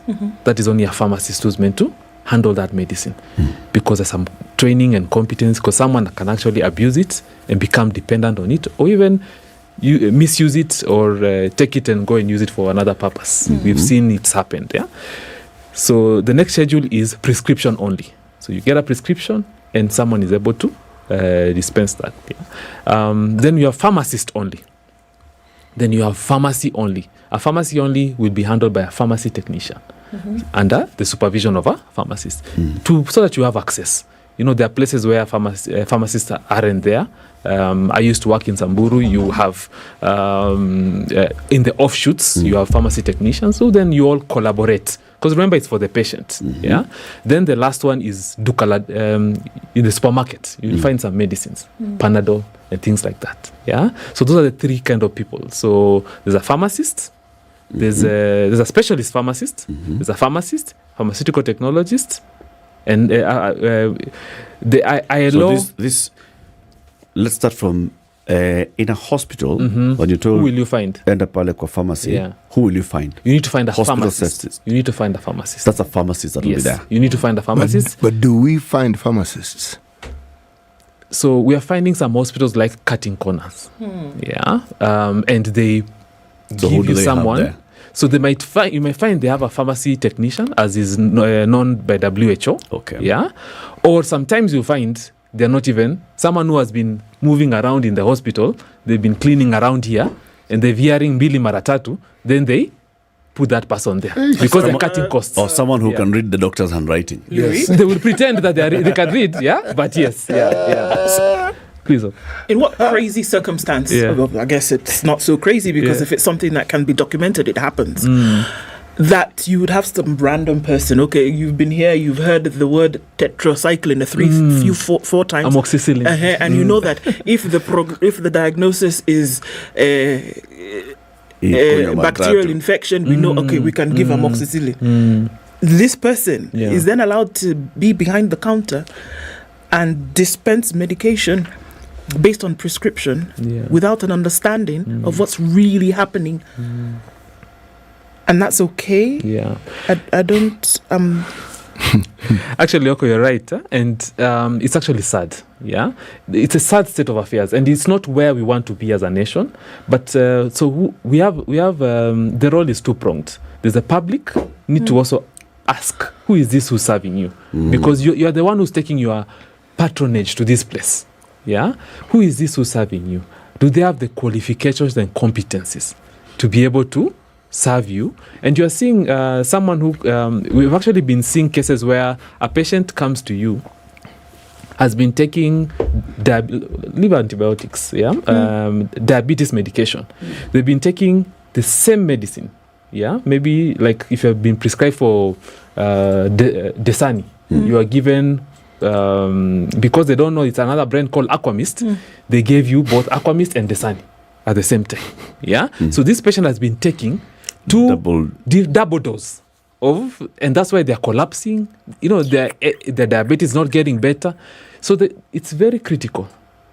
That's why we're saying at that point where you're receiving your medicine, discover first who is this who's serving you. So we're going step by step in my question. So in a hospital, that pharmacy, I should find a pharmacist. You need to find a pharmacist. All level 4 hospitals upwards and above. You should find a pharmacist. Level 2, 3, you need to find a pharmaceutical technician who then works under supervision of a pharmacist from level 4. So there'll be a pharmacist from level 4 somewhere, Yes. but then this They all work as a team. technician is also trained, is Yes. like KMTC trained and such, right? Yeah. Okay. In these things that we find in our estates, 24-hour pharmacy. Yes. 24-hour pharmacy. Yes. We can't have Chemistry. 5,000 pharmacists working in public Mushrooming. hospitals and working 24 hours in a public pharmacy. So who are we finding in these 24-hour pharmacies that are across the country? You'll be, and we need to challenge our members of public, and I think I want this to be participatory. Yeah, people are commenting. Go around and look at your favorite 10 pharmacies in your neighborhood. Yeah, go and do a poll. The person, they need to give you the credentials. Confirm. You'll find out of every 10. Yeah, you'll find out of every 10, 2 might be pharmacists. 2 will be pharmacists. You'll find 4 at technicians, and the rest you'll find are quacks. But let me ask you. Are quacks. Quacks. They have no training. Like me whatsoever. now, I go and run because you have the money, you started a pharmacy, and maybe there was a need. To be honest, there could have been a need. But El Presidente,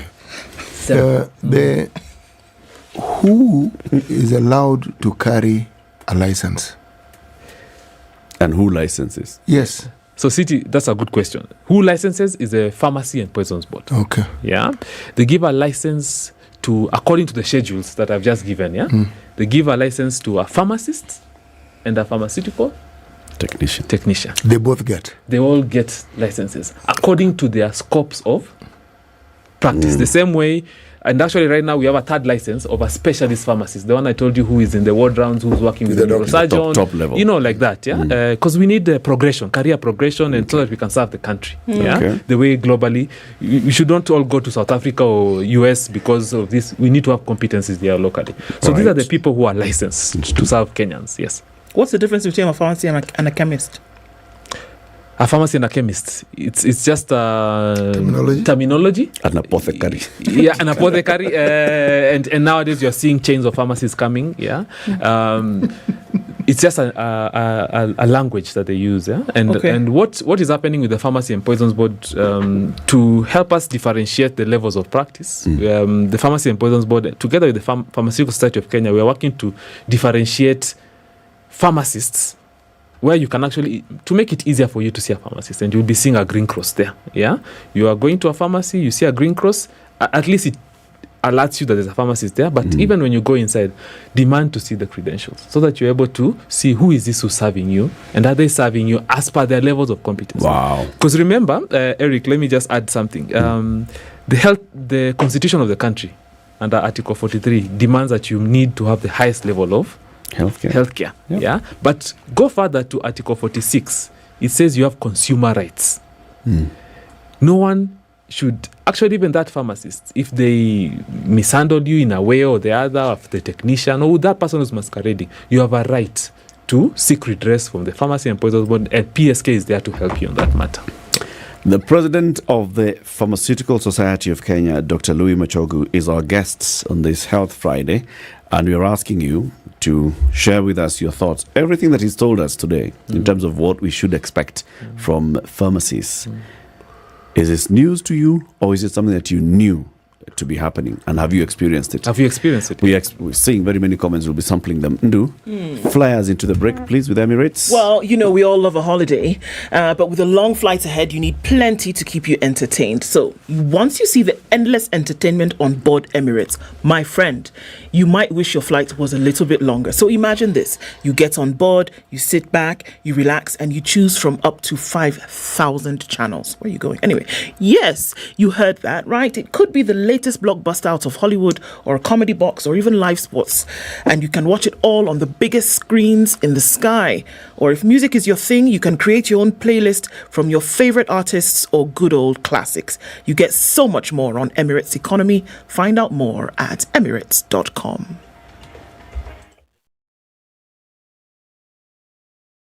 This is the Situation Room, the only way to start your day. Looking for that perfect Christmas gift? Look no further than Tease the Season. This year, we have a pop-up Christmas market at the Junction rooftop on Saturday, December 9th and Sunday, December 10th from noon to 5 p.m. The best part, entry is absolutely free. There will be plenty of fantastic vendors to help you start your Christmas shopping, as well as fun activities for the kids and performances from your favorite Tease the Season artists all day long. Don't forget, the main show starts at 7 p.m, so be sure to purchase your tickets at ticketsasa.com. So, what are you waiting for? Make your plan and let's dive into the season the Kenyan way. Tease the Season, a very Kenyan Christmas.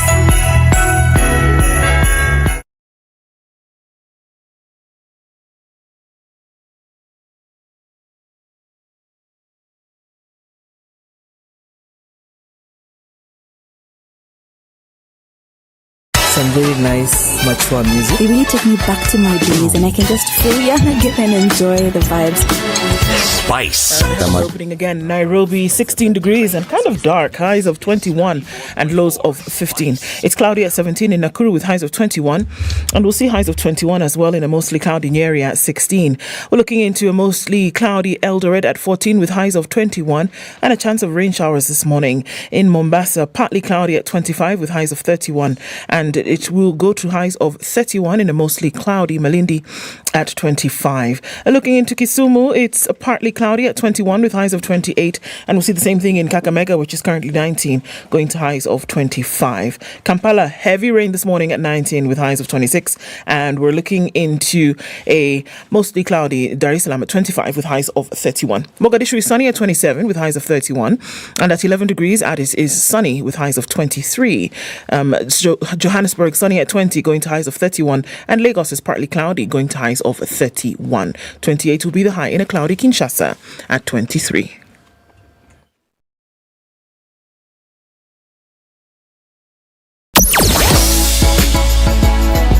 Sugar and spice and everything nice. Spice FM. Spice up your life. All right, so we're seeing that traffic just past Survey on the Thika Superhighway. It's bumper to bumper getting into the city. Kiambu Road is also busy right about now, and we're looking at movement coming off Kangunda Road, Manyanja Road at the junctions, all touching on Outer Ring. It's heavy then from Cabanas going towards North Airport Road towards that Outer Ring junction, then out towards Embakasi. That's busy. Magadi Road is busy this morning as you're getting out to Langata Road. Gong Road also trickle of traffic heading out towards the city mortuary roundabout. So we're going to keep an eye on things. Let's look at the Thika Superhighway right around Githurai. There's some in and outbound traffic right there in that spot. Not quite sure what's causing it, but it should fizzle out in a short while. Let's watch and see. Talk to us on Spice FM KE on X as we keep things moving this Friday.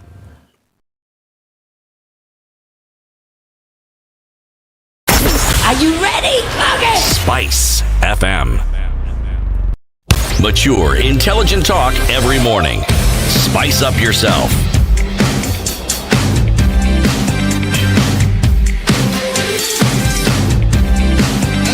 Mornings done right.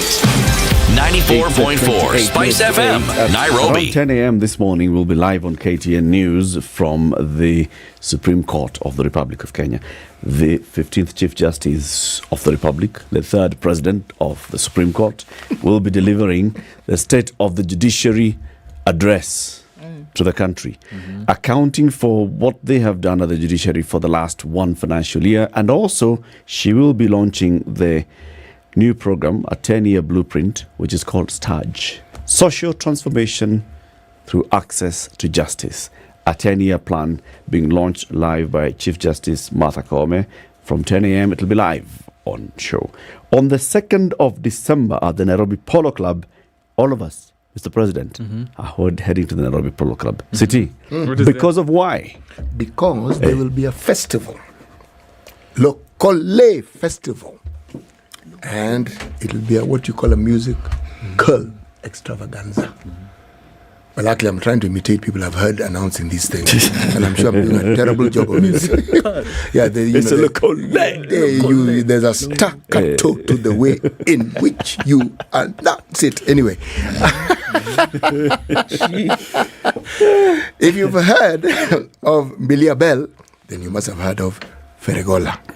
If you've heard of Ferregola, you must have heard of Prince Indah. And even if you haven't, you must have heard of Nomsebo Zikonde, Jerusalemu. And if surely you haven't, then you must have heard of Okello Max. Nakufa. And not just unakufa bure.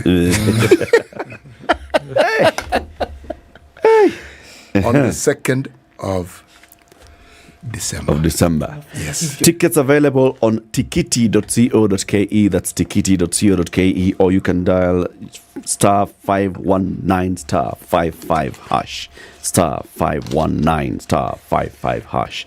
The Lokole Festival with Ferregola at the Nairobi Polo Club. Oui. Maboko Lekolo. Santa Sana. Dr. Louis Machogu is the president of the Pharmaceutical Society of Kenya. Sample some of those comments. What are people saying? Okay. Have they ever heard of these things that Dr. Machogu is telling us? Well, interestingly, so no. Most pharmacists act like technicians and technologists despite their 6-year training, only interested in dispensing. This is one thing that somebody says. Moffat says this is actually true. Pharmacists play a pivotal role in medication therapy, management, and in fighting antimicrobial resistance. The question is, do pharmacists still give their licenses to quacks for display at the pharmacy chemist shops and get a return for that? The quack operates under some kind of license. In my year experience, okay, so here what are we looking at here? In my year experience,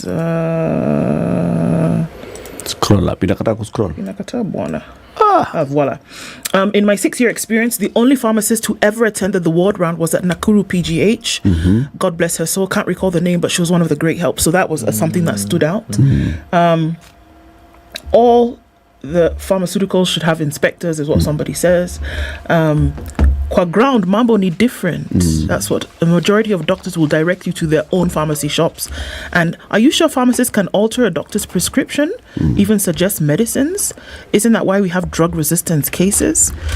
This chairman is showing us that pharmacists are very smart, articulate people. Okay. First of all, we need to ask this if the pharmacist will be paid consultation. So this is it. That first of all, if you start introducing that other room, any extra room is more money. Yes. Yeah. Interesting reactions, and do thanks for reading for us those. And I mean, you first of all, you said something about quacks, and like I said, if we went and sampled, you'll find that and this is a challenge of a developing nation. Yeah, like I said, we didn't have enough pharmacists. Today we have, and I think if you've had Kempidiwe before, there are actually over 4,000 unemployed doctors, pharmacists, and dentists. Yeah, medical doctors, pharmacists, and dentists. And this begs the question: if you're not accessing a pharmacist, what is the issue? The issue, and I think let's empower ourselves. Like I said, Article 46 of the Constitution empowers you to get. You have consumer rights. You need to demand. You're the one who's going to pay for those services. You're not unempowered. You're actually empowered by the Constitution. You should actually go ahead and demand and say, are you a pharmacist? Now, you have no business going back to that pharmacy if they don't have a pharmacist. Now, there are things a pharmacist should do for you. They can help with your... The prescribers prescribe the medication. It could be a clinical officer, or it could be a pharmacist, a medical doctor, or even a specialist. Yeah, the prescription has come. Now, you can't afford the prescription. Now, the pharmacist sits there and understands. Okay, could there be a generic? Could there be an alternative? It's not the end. You find, now when you find a quack or someone who's not a pharmacist, what they'll do, they just give you half the dose. That does not serve you. Yeah? You need to get the full dose. So with a pharmacist, they're able to look at the economics part. They need to look at holistically of you. What else are you taking? Yeah? Right. What else are you embarrassed that you didn't tell the doctor? Right. On that other side. Oh, I haven't been taking this medicine. I've just been going back there. Yeah. Now the pharmacist then works in an interdisciplinary. We are at the same level with your medical doctor. I'll call and say, by the way, this patient, we are working for this patient. This is the problem that they have right now. where they have to eat cassava meal every night. Now, cassava meal interacts with this medicine in this way. Yeah, can we make the prescription to be in the morning? Okay. Yeah, this patient feels that they have this medicine gives them impotency. They have not told you. Yeah, but me as a pharmacist, the patient trusts me. Yeah, or I have more time with them, and I'm able to come back and relay that information, and together we work and alter that prescription and give you the one that you'll go home with for you, and give you a treatment plan that works for you. We are not working here for drug manufacturers. We are here to work for you as a patient, so that you get, and everyone else gets to benefit. Yeah, that's really the role of a pharmacist. Joy Salamu asks an interesting question here. How will people ask for credentials? How do you do that? Somebody's behind the wall, has won the lab coat. He says, I want to be sure that you're a pharmacist.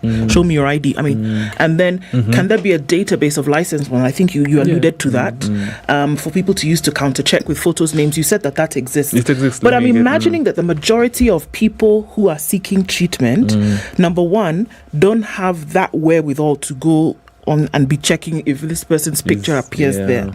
And at that point, really, the concern is treatment. Like you say, sometimes it's, will my shilling actually be enough for this money that I'm spending? Because we still do have a lot of majority of the spending for treatment is out of pocket without the social funds kicking in and all of that. So at that point, is that individual vested in, is this the person? Usually the white coat is the emblem of authority. Yeah. So if that is one, it's understood this person knows what they're doing. So then to start to ask the question, but then also there is this huge danger, because I hear what you're saying is that there could be a lot of people today who are being treated with medication that if there was a conversation had, it could be tweaked a little bit and we will see a better offering on health. That's a big thing. That's a big deal that we should actually be thinking about. That are people then consuming medication that they ought not to be? You know, how do you start asking the question of, are you a pharmacist, before I start telling you, are you sure you're not giving me something that's going to interact with what I'm ingesting? Is that really the patient's duty? I mean, if you have a board that licenses and ensures that people who practice as pharmacists have the qualifications, should they not then go the extra mile to ensure that where they apply their trade, whether it's in a hospital or not, that the person whom the patient is encountering, because I want to take this thing to its logical conclusion. Okay.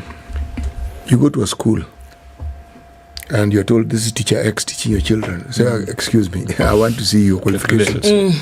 Your TSC number. TSC number, I forget. Your qualifications. TSC number you could have created. This is Kenya. Umesoma mpaka wapi? Okay, you say, okay, who was your classmate? What I'm trying to say is, if you take this argument to its logical conclusion, we'll ask this of everyone, but should they not be, for instance, you don't ask an MP to remove their credentials. We know they've been elected because we know the process, and we see them taking the oath of office, and they're MPs. So we know they were Shimua, and we also know they were Shimua for 5 years. Now, surely, when it comes to something as important as the business of that yes, exactly, should then not the board that license these people? So you want the regulator to be more proactive in enforcement. Yes. Actually, the regulator has been proactive. If you see, time to time, they do crackdowns. And the problem with that is you go to Huruma, Karen, you've started on this road doing a crackdown. Someone has already sent an SMS or WhatsApp, and everyone else has, but doesn't it occur to you that you're doing it wrongly? How else could it be done? Nyumba kumi. Don't do it. Don't do crackdown. It isn't a crackdown. Yes, I mean, how do you ensure precisely? Because a crackdown, as you say correctly, it's like with the alcohol. You'll arrest the first two people. After that, an SMS will be sent, and everybody will know the police are in this place. This is Kenya. And also, a crackdown is punitive. Why is it that we are not ensuring that the people who are actually serving the citizens are actually who they are? Okay. So let me take this back to the power. And I think, you said something about who has the power. Yeah? I would say the person who pays has the power. In this country, maybe 15% or 18% of healthcare costs are paid by insurance. So that person has the power. Right. Yeah? That person can say, give us your credentials before we onboard you. so that when you are sent to our patients there, they'll be served right. That is not happening. So we are creating awareness that should be happening. Number two, the other person who has power is a patient. The caregiver or the patient themselves, because they're paying with their shilling. If today someone was going to build for you a house, you'll ask for the credentials. You asked it once. Then thereafter... Actually, no. Yeah? No. Most people don't ask. You don't ask? No, use reference. Where has he built? Yeah. That's the exactly. reference. Yeah. But now you need to go a step further because you only do it once. Because once you do it, and I need to encourage if you have a chronic illness, you shouldn't be hopping through pharmacies. You need to have a family pharmacy. A place where... keep your history. Yeah, you keep your history. You're not just jumping, so that you can get value from the entire healthcare continuum. Right. So I think we are saying, let's be empowered as well. We know the challenges of the government, government agencies. If government agencies if you challenge them to do this better, they'll come back to you and say, give us more money. Yeah. But we as the consumers, we are the ones paying. We actually over 80% of us pay cash. Yeah. We should actually go there and say, I have a chronic illness and I want a treatment plan on this ailment. Yeah, I've seen as a pharmacist through my colleagues who are specialists and others as well, who have taken many patients off chronic medication by diligently working with you, and that's the value we want. We want actually in 10 years. This is our strategic plan as PSK. Yeah, we want in 10 years every patient has a family pharmacist. Yeah, in the spirit of bottom up, community empowerment, so that you are actually empowered to my diabetes should not be your story. You shouldn't be owning you should only be owning my pharmacist or my healthcare provider. We are working towards the enemy is one. But you're saying, President, as a basic minimum, when you walk into a pharmacy, there should be at least a license. Yeah, a photo there should license. be something there that I see. Yeah. First of all, that this facility is licensed, and that the people who are here, these are their licenses. Yeah. To make it to make it easier, Framed. it should actually, if someone cannot frame their license, there's something wrong there. Yeah. They should actually print it in color, because it's given annually. A photo license, annually given, printed in color and framed, together with their membership to the Pharmaceutical Society of Kenya. That's how they have subscribed to the code. They should actually print the code of ethics, and it's actually one page, and sign the things that they are saying that they will do for you. Yeah, and abide by. Yeah, and on the other side, of course, the license for the premises. Okay. Yeah. Now, I have an issue about regulators. I can understand why the Pharmacy and Poisons Board would be regulating the pharmacies. Because we're talking about now the product that is in there. They're the ones that say this product is then allowed to be sold and be consumed in the country. So for every product that is in the country, it must be passed and approved by the Pharmacy and Poisons Board. Yes. I don't understand why they need to be the ones who regulate the healthcare providers, the practitioners. Because on the other side, we have the Kenyan Medical Practitioners and Dentists Council. Why are pharmacists being licensed by somebody else, by a different entity? And they're in the same forest. Of course, there's, that's a good question. The tools of trade of a pharmacist is the medicine. Yeah, and traditionally that has been, they've been regulated together. But what we are seeing is a shift towards, in Africa, across Africa, globally, is to have a single regulator for all medicines, veterinary medicines, health products, radiology equipment, all those things in one place, regulated in one place. The different experts who are then sitting in those councils and to be able to offer their technical expertise. And that's why we have, currently we have the Kenya Drug and Authority Bill to do that. At the same time, PSK, together with the Ministry of Health, are working towards making a pharmacy practitioners bill that will regulate the practice of pharmacists and pharmaceutical technicians as they're recognized by the WHO and ILO. Yeah.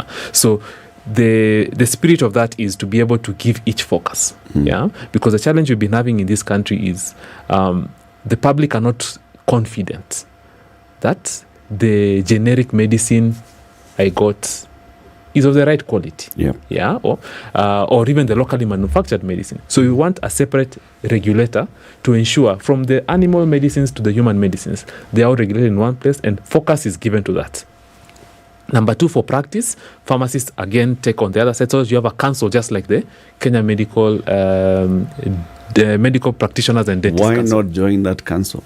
It's a good. It's. I mean, you people. You is there something as that prevents us? practitioners, Yeah. as practitioners, you've already joined that as a union, Kenya Medical Practitioners, And Pharmacists, dentists, and Dentists Union, yeah, right? So doctors, dentists, pharmacists are in the union, but then you separate when it comes to regulation. Why? You've already shown the way. Why are you creating a separate bill that will take you away from this council? What is the historical problem? Because this is clearly historical. Yes, there is. I mean, you have to look at globally what is the practice. Yeah, and Latif, that's a good question. Thanks for that. Globally, there's the best practice. Pharmacists have their council, you have nurses have their council, you have dentists even have their, in some countries, dentists have their own council, and so on and so forth. So ideally, if you're to ask me, and in Kenya, we took up the colonial laws, and we just took what has been there. We just domesticated it. But as we are saying, where we are moving towards, and I've seen KMPDU as a union has really helped us and worked, and everyone belongs there. So, as the Pharmaceutical Society of Kenya, and I believe I can speak on behalf of all pharmacists, and even other healthcare workers.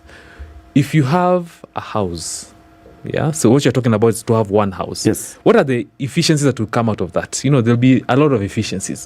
First of all, me as a taxpayer, I'll be paying to one regulator. One regulator is strong. It does all. Complain about a nurse, a pharmacist, a dentist. You go to a hospital to register it. It's one place. Like that. It makes sense. Now we will have to use very Solomonic wisdom to ensure that the structure of this entity, I think it's not going to work. Does not favor one person over the other, So it's not going to work. That is, if you're asking me what is the challenge, the challenge will be would sibling rivalry. What is called sibling? Would we? But you see, it can work. Let me say it can work. Why hasn't it worked then? It can work because all of us as professionals in this country belong to one umbrella body. It's called APSIA, Association of Professional of East Africa. Even you journalists, you belong, all of you there. All of us as professionals. So all of us President, as people want their own unions which they are in charge of. This thing, why is the East African community taking so long to sort out? Because each country wants precisely. So if you're a asking me pharmacist why, is not a medical doctor, a dentist is not a veterinary doctor. But the question I want to ask is, do those who are in the practice of purveying alternative medicine, do they fall under your purview? The Pharmacy and Poisons Board. Yes. So there's a bill that's in place. It's called the Traditional Healers, and that's a practice. You have someone who gives you mitishamba, you go and give you, that's the practice. That's why now will you lump all of us together? Well, how we let all practice. You all have the same client. You're dealing with one body. The client is the same. Adam. In a utopia, that should be fine. I see you've answered my question. We are not in utopia yet. One day in that utopia President Kibaki saw in Vision 2030, we will get there. So there's a question also then going towards utopia, and I think it's something that's a big deal. Please. Yeah. No, Aris, yeah. Bogwa and Jerry asked us really quickly, and I think it's important. Fake drugs, counterfeit drugs. You go to many pharmacists in the middle of the city, back street, whatever. How can you be sure that what you're getting is legit? It's legit, yeah. Now, first of all, the easiest way of ensuring that you get legit medicines, is by first ensuring that the person serving you is a pharmacist. In the developing world, over 30% of medicines, 10 to 30%, depending on the strength of the regulation. In Kenya, we are at a regulation level 1. The highest is regulation level 4 or 5, even 6. The highest in Africa is 3. Tanzania, Kenya, we are at 1. For you to have the confidence that the medicine in your regulatory system is safe, you have to make sure the person serving you is a pharmacist, so that they are able to ascertain the person responsible for procuring the medicine and bring, because they are taking a responsibility. Like I said, Article 46 of the Constitution gives you consumer rights. You can actually sue that person if they gave you medicine of that sort of. So to be sure that what you're taking is legit, first of all, make sure that the person dispensing it is legit. Yeah, just start there. Yeah. So you have at least have something to hold on to. Yeah. And you can sue someone if that happens. Okay. Yeah. Now, if you take yourself to a back street, then you are alone. Yeah. Then the back street is legit. Dr. thank you very much for joining us. Dr. Louis Machogu is the president of the Pharmaceutical Society of Kenya. He's been here this Health Friday educating us about pharmaceutical and pharmacists and the farm techs and what we should be expecting for our healthcare. Keep it here for more conversations, 8 a.m.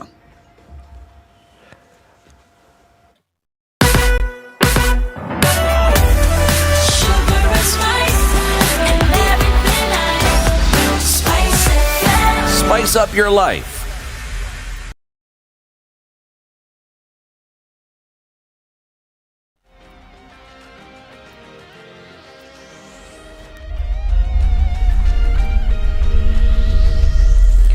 Good morning, this is the News Wire. I'm Lea Obaga. 8 members of a welfare group are feared dead by drowning after they were swept away by flooded Nyeri River while headed home at Mtiambua location, Betini, Upper Makueni sub-county. Eyewitnesses say the 8 who alighted a bus that couldn't cross the river decided to cross it on foot, only for water volumes to increase while they were halfway, sweeping them away. 3 other people who also made an attempt to cross the same river, however, cheated death as local divers rescued them. The incident comes just a day after Transport CS Kipchumba Murkomen warned Kenyans against crossing seasonal flooded rivers. I will urge colleagues from that region to remain patient, work with government. First of all, to make sure that we sensitize our citizens not to cross the seasonal rivers by force, because the consequences are devastating. We've lost lives because people are taking unnecessary risk. Private schools have called on the government through the Ministry of Education to ensure fairness in Form 1 selection process that is set to begin next week on Monday. Led by Kuta Mboko, the school head of Westridge School in Thika, he noted that in the past years, the selection and placement exercise has been a distressing ordeal for parents and pupils after missing out on slots for their schools of choice. Na mara nyingi wanafunzi ambao wamesomea shule za kibinafsi wanakaa kugandamizwa, kunyanyaswa kidogo. Utakuta mwanafunzi ana max 4.3 na mwingine wa public the same marks, he'll be given a priority to go to first choice, but ours will always be thrown in those other places that maybe they never considered as their first choice. So we just ask the government this time round, being the last examination, why don't we see justice? Yeah, it has never happened. But for the last time, let us see that justice has been executed. After all, our watoto si watoto wa kibinafsi, na watoto wa umma kama wale wengine. The National Council of Churches of Kenya is urging the government to suspend the implementation of the newly introduced taxes through the Financial Act 2023. Led by Reverend Alphonse Kanga, who is the NCCK chair, the religious leaders said this will help Kenyans recover their businesses. We may suspend the implementation of the higher taxes introduced through the Finance Act 2023 to give Kenyans and businesses a chance to recover. This will actually lead to higher tax income for the government. We suggest that deliberate measures should be taken to reduce expenditure by both national and county governments. The massive wastage being witnessed and flaunted is really heartbreaking for Kenyans who are toiling hard to pay taxes. They now want the new administration to come up with an urgent remedy to give Kenyans hope, even as the government works on reviving the economy. Kenya trusted them and elected them to positions they hold, and persistently lying and acting without integrity is a terrible betrayal of this public confidence. Kenyans are fully able to handle truth. They further urged the National Dialogue Committee to ensure that their report is all-inclusive and implemented. We call upon the actors in the bipartisan talks to carry the process to the end and provide people-oriented solution to the country. Of key urgency is the need to facilitate recruitment of commissioners for the Independent Electoral and Boundaries Commission, IEBC. Without a properly constituted IEBC, we as a nation will get into a constitutional crisis if the boundaries review process is not completed within stipulated timelines, a predicament we need to avoid. And finally, ODM party has suffered a blow in its bid to revoke the nomination of Kisumu County Assembly member Regina Kizito after the political party's disputes tribunal ruled that the process to kick her out was illegal.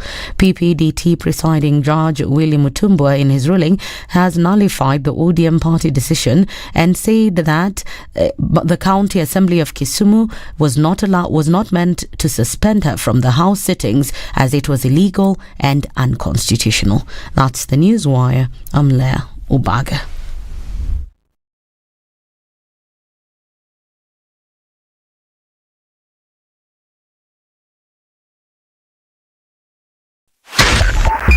.5 Spice FM, Kisumu. Busy in the city this morning. Still some movement on the Thika Superhighway, trying to get into the CBD. That's coming in from Githurai. There's a little bit of movement there that seems to be taking us through. Let's see also Jogo Road is busy going towards Landis. Landis is busy then touching on Kamkunji here and there. Are you coming out of Westerns? You should be all right.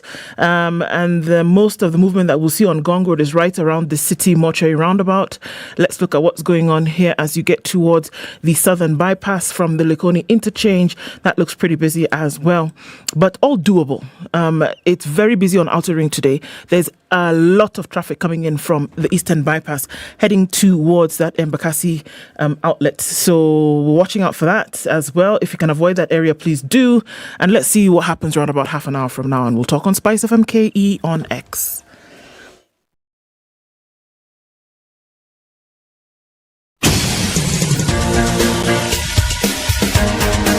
This is the Situation Room, the home of hard-hitting political commentary and penetrating insights about the state of the nation. This is a talk radio experience like no other. The Situation Room, a place for hard truths, debates, and elevated conversations. The Situation Room, witty, political, engaging, deep, controversial. In the room, we have C.T. Muga, researcher, academic, seasoned political observer, a fountain of wisdom in these politically uncertain times. Ndu Oko, Nigerian by birth, Kenyan by choice, communications expert, Pan-Africanist, a truth seeker and believer in people power, and Eric Latif, agent provocateur, the man in the chair, seasoned journalist, news hound, a man who believes in punching up, not down. This is the Situation Room, the only way to start your day. How are you doing? Welcome to this third hour of the Situation Room, Kenya's biggest conversation. We've been talking about kiwi. I've gotten mine. Yeah, we're talking about kiwi. Kiwi is good for shoes. Shoes, and children in school need to have shining shoes. We are now joined by a teacher who does parade. Parade. Mwalimu teacher. Yes, mwalimu wetu teacher. Parade. To check and make sure viatu vinang'ara. Remember that advert for kiwi? It's one of the most beautiful ads I've ever seen. The teacher just walking around checking, and then this boy is like, your shoe. Haraka. By the time the headmaster gets there, way. And the other person who's joining us is also another person of shining shoes, assistant county commissioner, administrator, Kirauni nini kiatu. Ile jambo sa madam. Yeah. So our guests, before we even introduce you, you all understand kiwi, you understand shoe. Okay? Yes. Mwalimu, for you, school fees big. This message is for all your students and the parents. Madam Assistant Commissioner, you are very, very big on education. This message is as well for all your community members. Yes, sure. Tell them to go to the nearest shop. Yes. Buy kiwi. When they buy kiwi, open the lid. Under the lid, there will be a code. Okay. Are we together so far? Yes. Put another hyphen from the margin. Write the following. Dial *459 *5 hash. Enter that code. Press send. Bas. School fees. School fees. It's equals to. Immediately, you win airtime or data bundles. And then you get into the draw for school fees. 4 winners per week. Each getting 35,000 shillings worth of school fees. Wow, that's great. Hiyo kana mnagani? Wow. Eh? School fees iko. Sio kwa sawa? Kabisa. Asante mwalimu. Yes. So tumesema tuanze kwa kiatu. Pale bottom. Kabisa. Kuja up. Bottom. There you go. Message will be taken home. Asante. Sure. Good morning, ladies. Welcome to Kenya's biggest conversation. Thank you. This is the Situation Room. What you're occupying is the hot seat of the Situation Room. Tumeingia kwako, Madam Commissioner. Umetuambia kaa chini. Na sasa tumekuambia kaa chini. You are here this morning, ladies, because yesterday you were celebrated, and we want to celebrate you nationally for what you've done. The two ladies are Precious Randu, Assistant County Commissioner from Matsangani Division of Kilifi North Sub-County in Kilifi County in the Republic of Kenya. The other lady is Joyce Khanali Khamala, Senior Head Teacher, Kimilili FYM Primary and JSS in Kimilili Sub-County of Vihiga. Bungoma County. Yes, of Bungoma County. What is FYM, Mwalimu? FYM means Friends Yearly Meeting. Actually, our sponsors are Quakers. The Friends Church. Yeah, the Friends Church. I see. Yeah, that is why it is. That's why it's FYM. FYM. Okay. Yeah. And this is in Kimilili. Yes. We all know Kimilili because the Kimilili MPs are usually very interesting. Yeah. Mheshimiwa. Yes. They stand out. They stand out. Matsangoni Division of Kilifi North Sub-County. Where is Matsangoni? Matsangoni is in Kilifi County. Kilifi North Sub-County is basically a new administrative unit. And I'm the first Assistant County Commissioner there. Okay. Yeah. Mtu anafikaje Matsangoni? How far is it from? From Kilifi. Yes. From Kilifi town, where we have the Huduma Center, where we have the County Commissioner's office. 20-30 minutes. I see. Towards Malindi. Towards Malindi. So if you know Malindi. Haufiki Gede. Haufiki. Basically from Tezo, you know Tezo? Yes. Tezo. The next town is Chumani. Yes. That's where my office is. I know exactly where it is. But Matsangoni Division starts from Tezo. Okay. Yes. So from Tezo. But the office is at Chumani. I see. Also, we know you're MP. Oh, yeah, sure. He's a deputy majority leader, right? We've hosted him here. Yes. Owen Bayer. Yes. Bas. Let's welcome you to the conversation with the day's proverb. And then Ndu will tell us why you were cited as big champions of public service yesterday. City? Yes. The proverb? Proverb.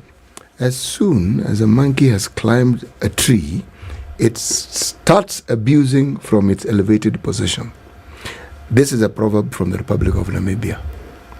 As soon as a monkey climbs the tree, once it gets to the top, it starts abusing from its elevated position. Yes. Mwalimu, you're laughing at that. Yeah, true. What's your interpretation of it? What do you think the Namibia people are saying? I think the Namibia people are talking about leadership. Sometimes when people get leadership, get into position, they forget where they came from, and they may not give the best service to Mwananchi. That is what I think about the Namibia people. Okay. Yeah. And you? Well, I think it's more of power. When you get power, you get somewhere on a certain level, you just forget the interests of those who are below you. And you get, you amass, if it's wealth, resources, everything is for you. Just forget all those who are below you. So it's just about power. Okay. True.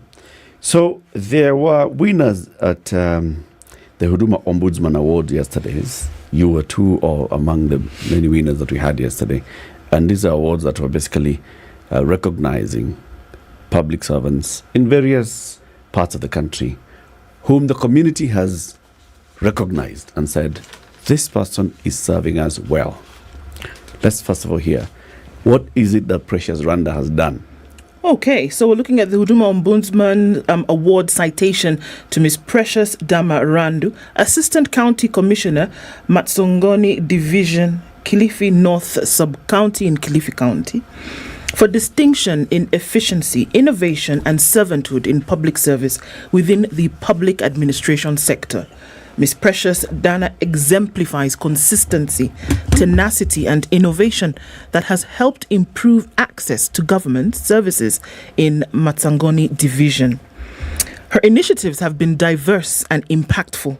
She initiated social inclusivity programs aimed at ensuring marginalized groups, including special needs individuals and the elderly, have access to vital government services. What is noted is that her collaboration with various government agencies and private institutions facilitated mobile outreaches, enabling the registration of 830 special needs persons for birth certificates and enrolling 1,456 individuals for national identity cards. Her efforts also address challenges faced by elderly citizens in accessing programs like the Inua Jamii program, providing logistical support and medical assistance. Her outstanding contributions epitomize the spirit of servant leadership and exemplary dedication to public service. Her recognition in the Huduma Ombudsman Award 4th edition not only acknowledges her exceptional service, but also aims to inspire the national government administration officers towards a similar commitment to public service across all spheres of influence.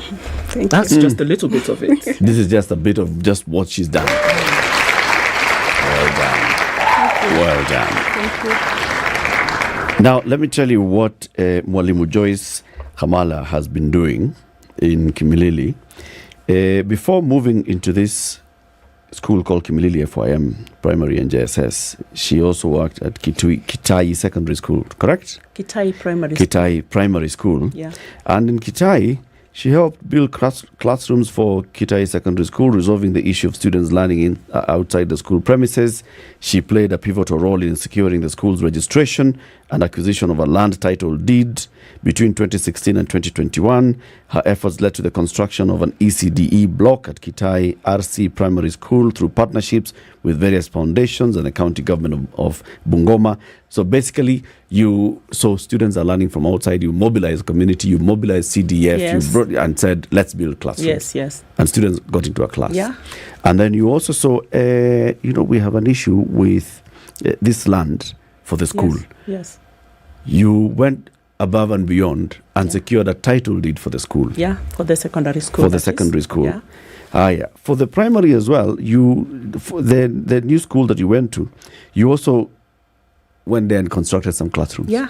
How many classrooms? 3. Plus 2 offices attached. Okay. Yeah. So, and you're sure your function in the community is just of a principal and not MCA or MP? Or MP. No. just head teacher. Let's start with that story. Yes. Mwalimu.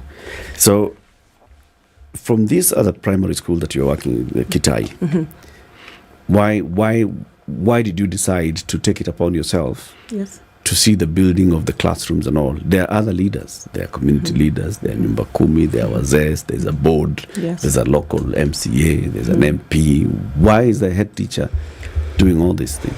Thank you very much. Now, I was posted to Kitai Primary School in the year 2012 as a head teacher. That was my first appointment as a head teacher. Previously, I had been a deputy.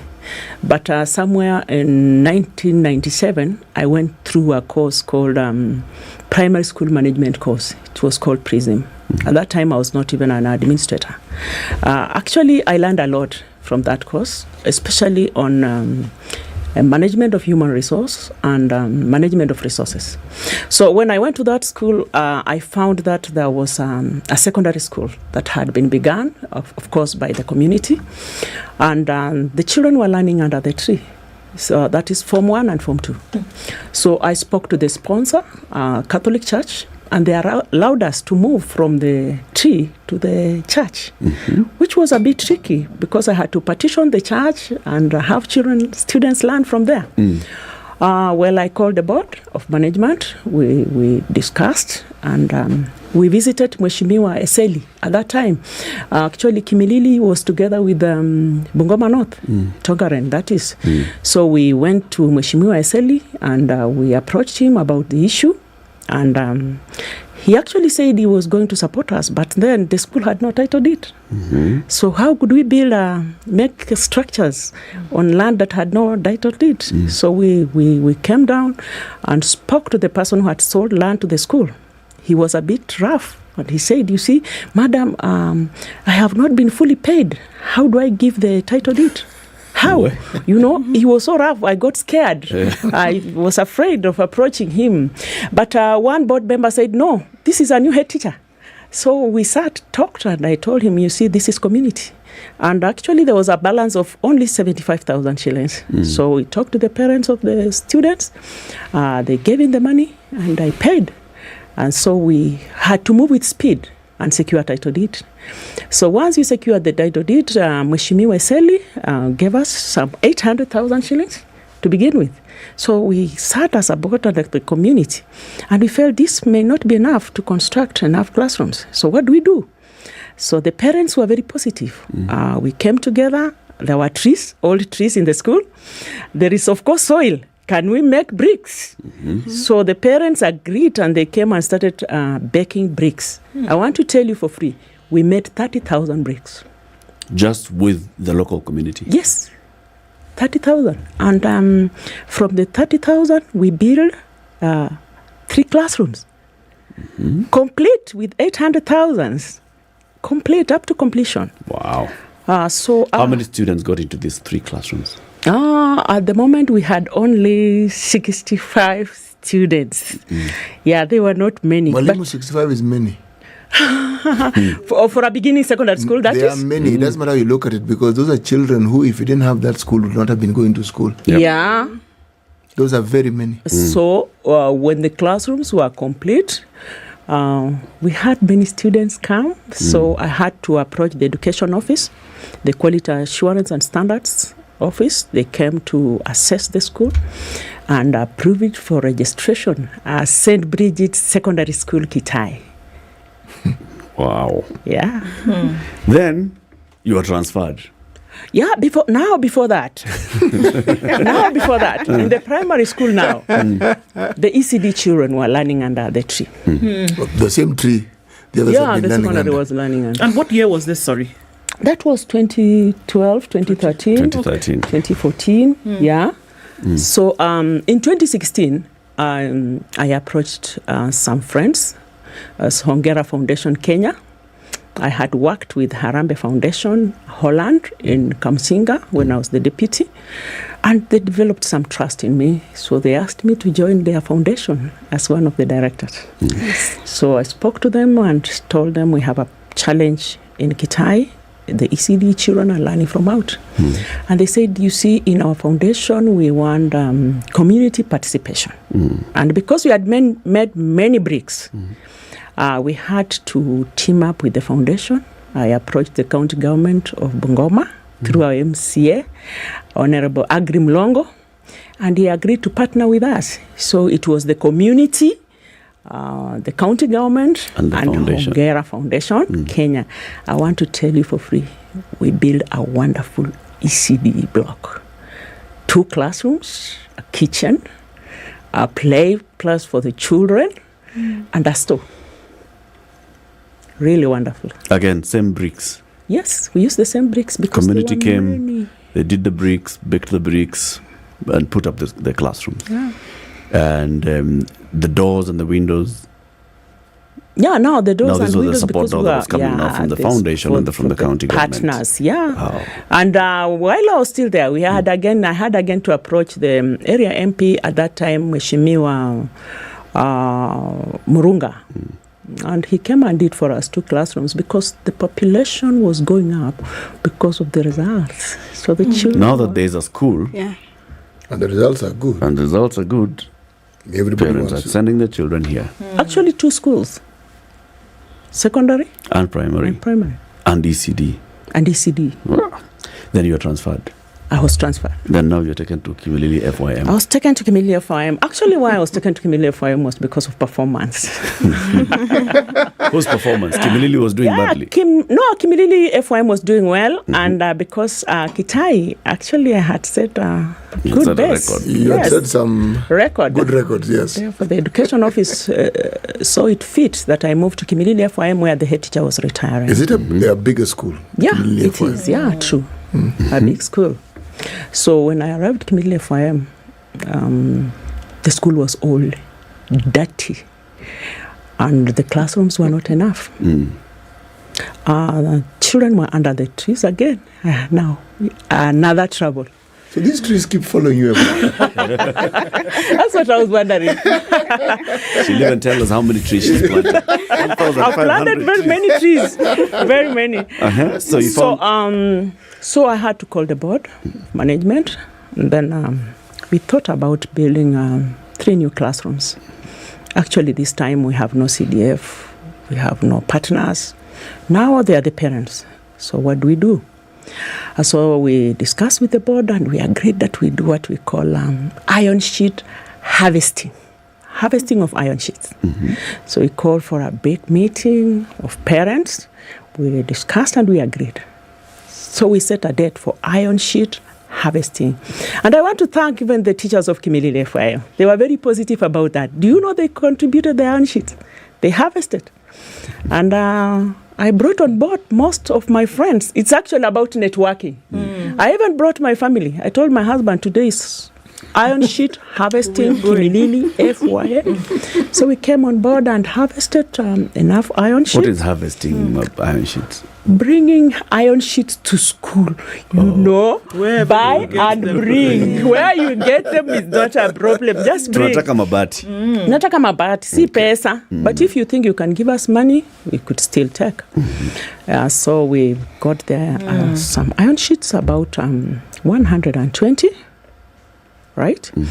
Then we had to sit down again with the board. Now, what do we do with these iron sheets? So one parent agreed to give us bricks. So we had to bring the bricks. And we had to begin the construction, but we didn't have money.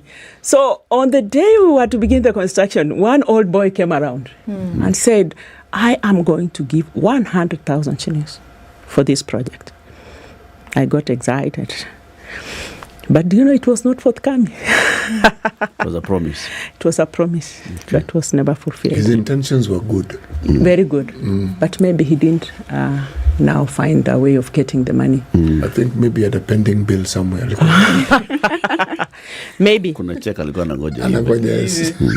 So I believe in this story of Professor Wangara Maathai, may her soul rest in peace. The hummingbird, story of the hummingbird. What are you doing? We The don't little just that you sit there. can. Yeah, the little that we can. And all of this comes from a desire to make sure that children are learning in a dignified space. Yeah, You have that. It almost seems like a burden in your heart to want to make sure that these children are doing the best that they can within the best facilities. Yeah. So we began, and I could network. I get you as a friend, nakwambia bana, give me 2 bags of cement. And I tell the board, now here, we have 2 bags of cement from so-and-so. And you know, believe me not, we completed the 3 classrooms. Some friends came around from Holland, of course, and found the children learning in the classrooms, but not floored. And they said, no, this can't happen. So they did the flooring for us. And there we are. Yeah. It's always about leadership. It is. Somebody just saying, you know what, I'm going to start it, and then we shall make it work. Precious, your story, I'm sure, is similar to this, only that she was a head teacher. Yes. She's a head teacher. You're an assistant county commissioner. Yes. You mentioned something when we were introducing. You said, Matsangoni division, I'm the first assistant commissioner in this division. Yes. You started it from scratch. Give us your journey, how you ended up there. Oh, first I should mention that when it's documented, like what she read, the citation, when it's documented, you get to realize, wow, I've done a lot. You get to realize, wow, this much. All this, me.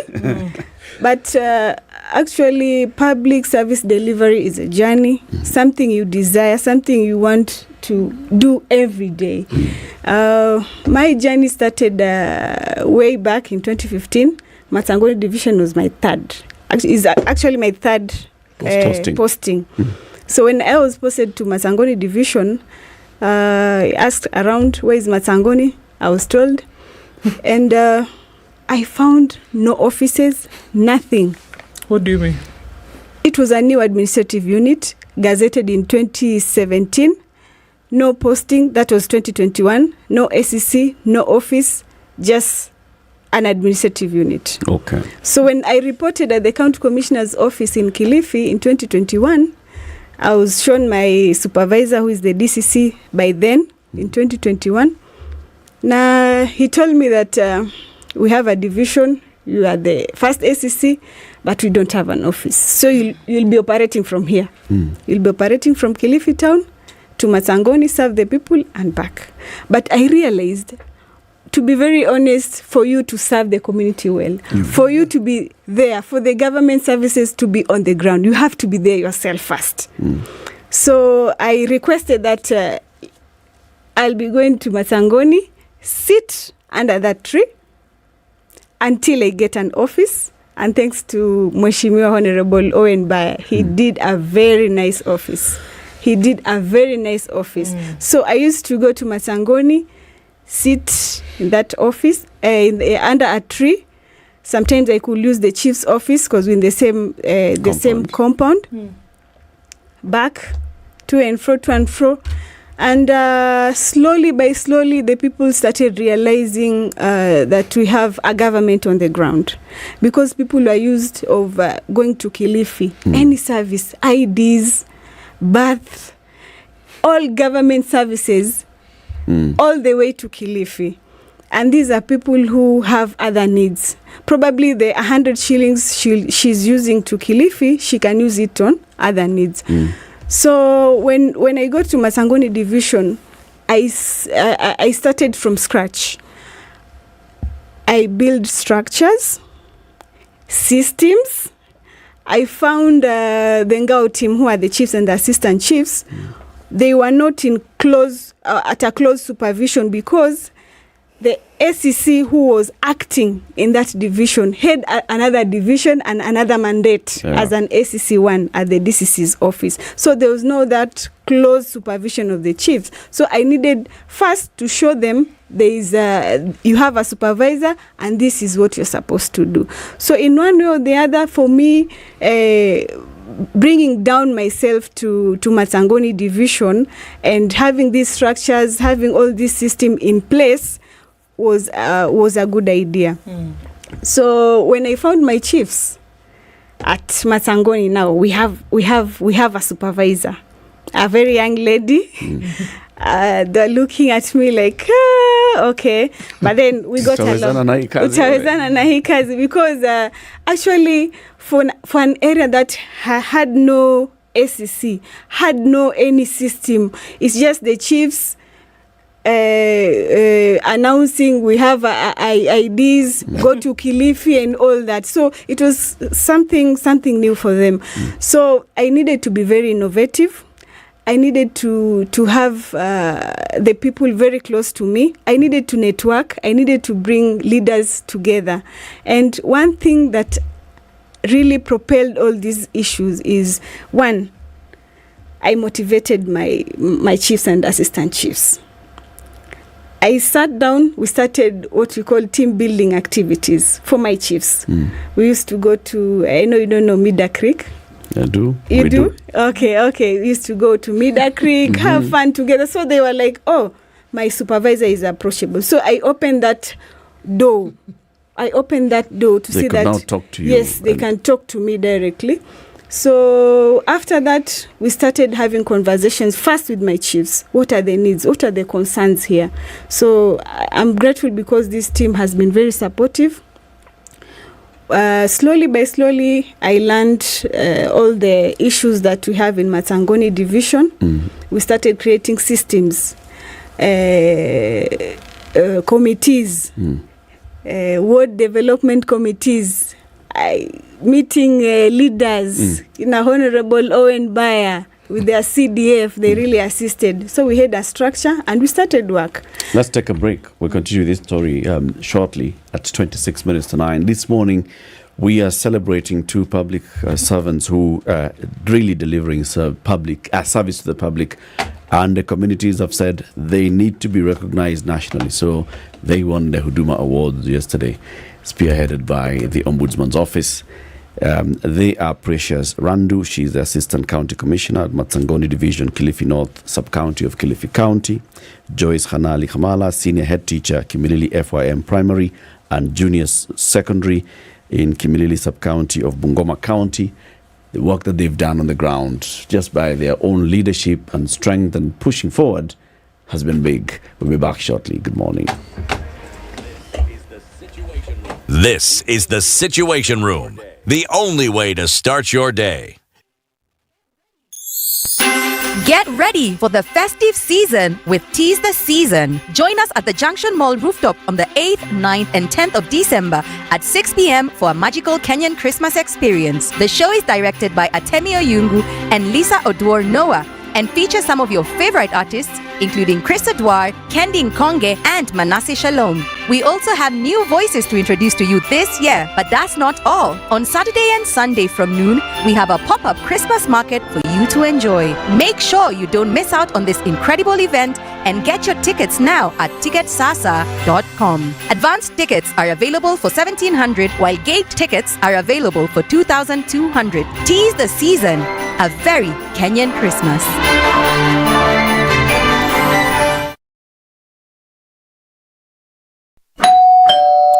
Oh, finally! It's my Standard Courier delivery.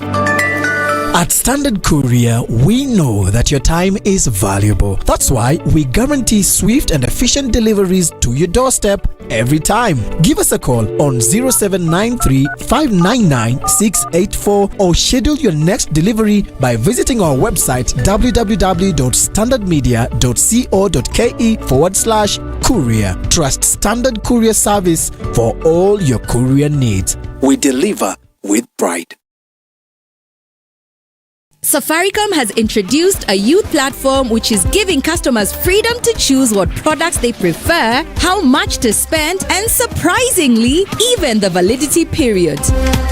Join me, Yolanda Mulwa, and DJ Absolute every weekday from 11 a.m. to 3 o'clock to find out more. Get hooked and tap into Vision Yako. Connect, grow, All right, and so we're do looking at heavy more. traffic on the Thika Superhighway that's coming in from Survey through to the CBD, and just a little bit of it on Langata Road this morning. Raila Odinga Way is taking away some of that, and Limuru Road also busy. In and outbound, interestingly, it's busy coming in all the way from United Nations Avenue.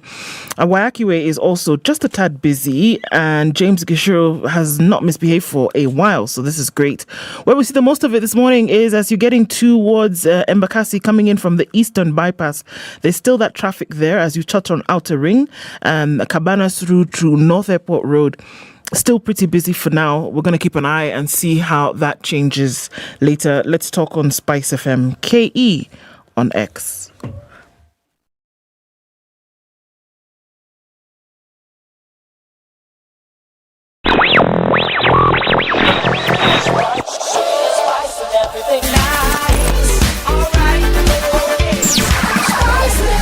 Spice up your life.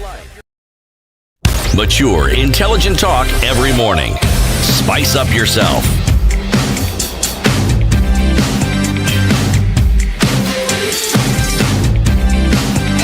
Mornings done right. 22 minutes to 9. The conversation continues with Precious Randu, Assistant County Commissioner, Matsangoni Division of Kilifi North Sub-County, and Senior Head Teacher Joyce Hanali Kamala from Kimilili FYM Primary and Junior Secondary School. Remember, from 10 a.m., we'll be live on KTN News from the Supreme Court building and grounds, where Chief Justice Martha Koome will be delivering the State of the Judiciary and Administration of Justice report as well as launching a 10-year blueprint dubbed the STARG blueprint, that is Social Transformation Through Access to Justice, live on KTN from 10.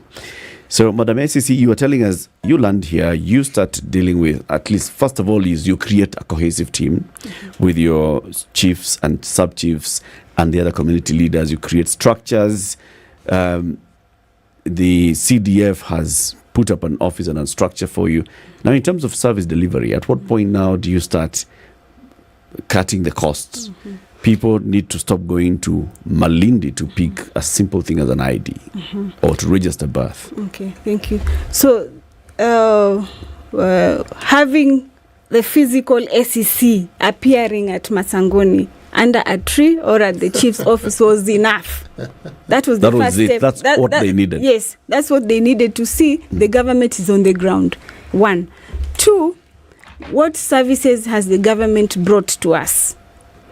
At that point, we didn't have offices for ID, we didn't have birth, we didn't have all those national government functions, but we had a representation of the national government.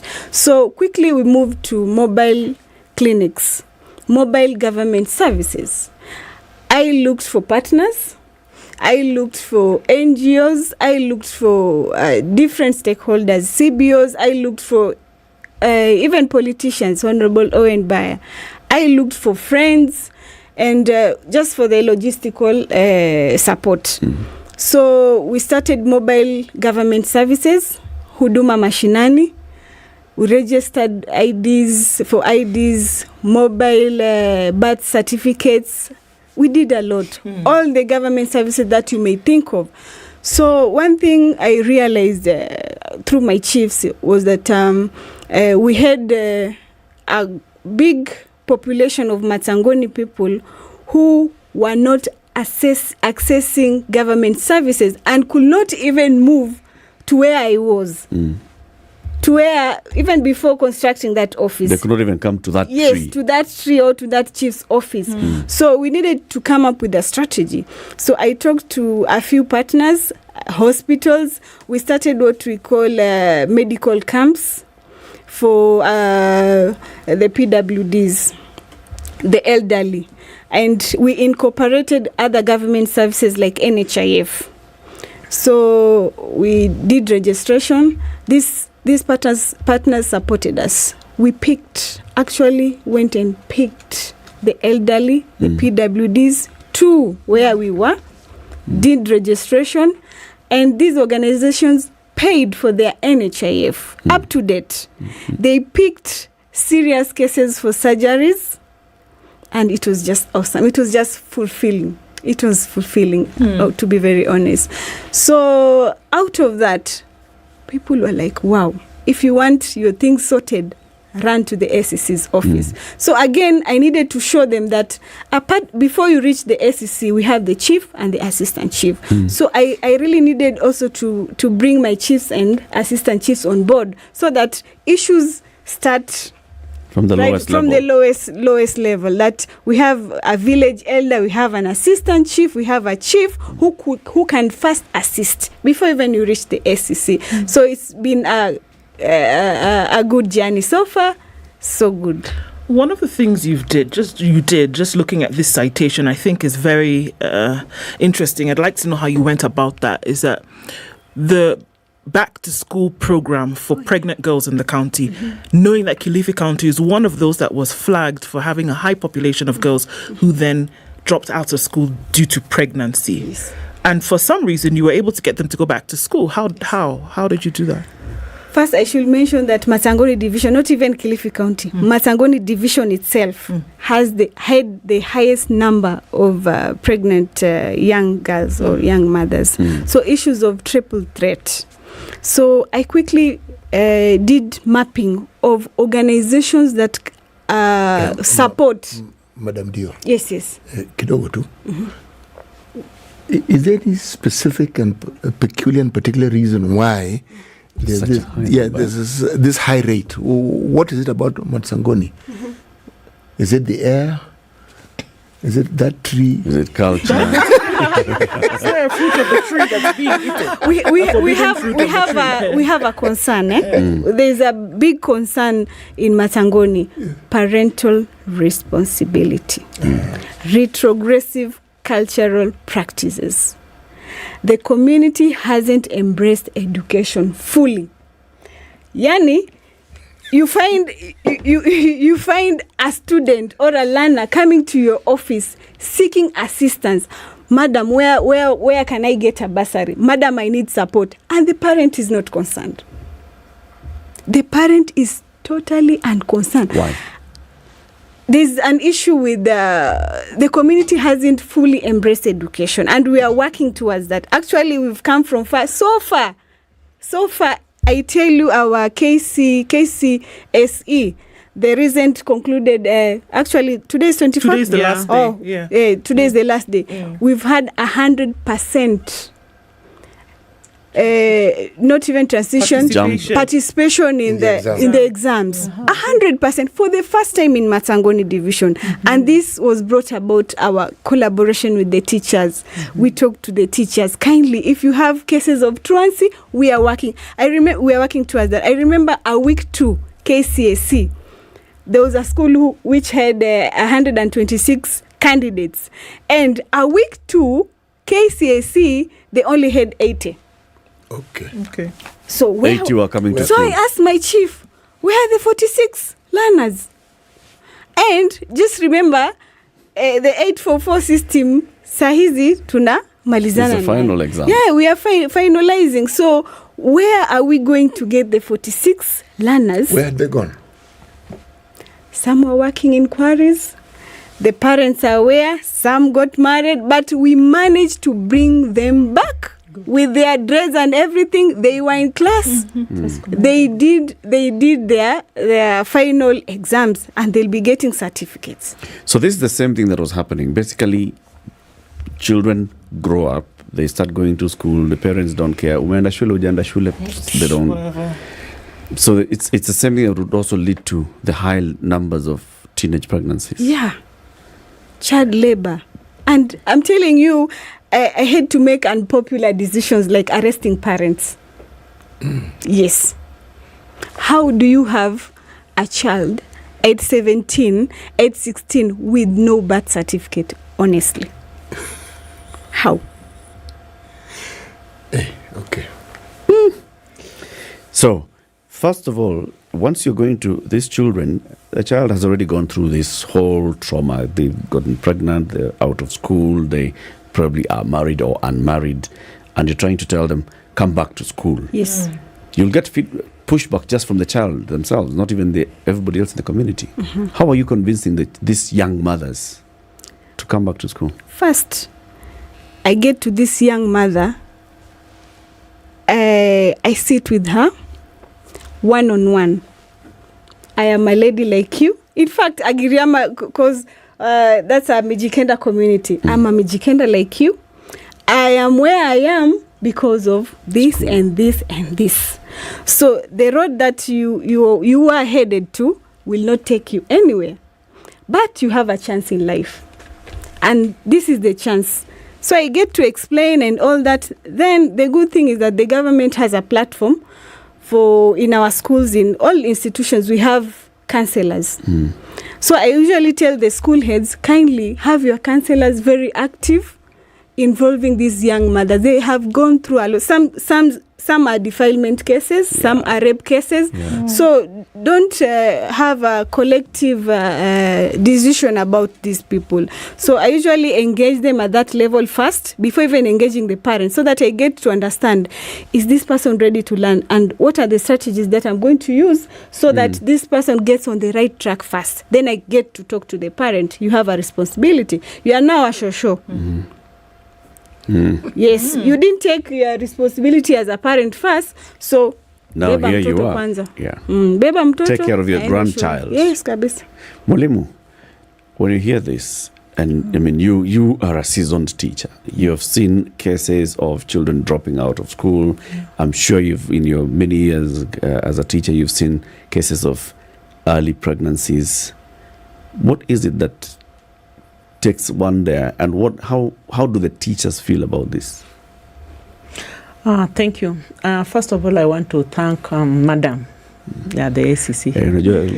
ACC wanaita madam. Yes. Police boss, DO, madam. Actually, for the efforts she put in to ensure that she brings the girl child back to school. This is something that has really brought trouble, especially in remote areas, maybe, if I may say. You'll find that, as she has said, most parents do not take up their responsibilities as parents at the early stage. And they do not give their children the basics. And there is this issue of borders, these motorcycle riders.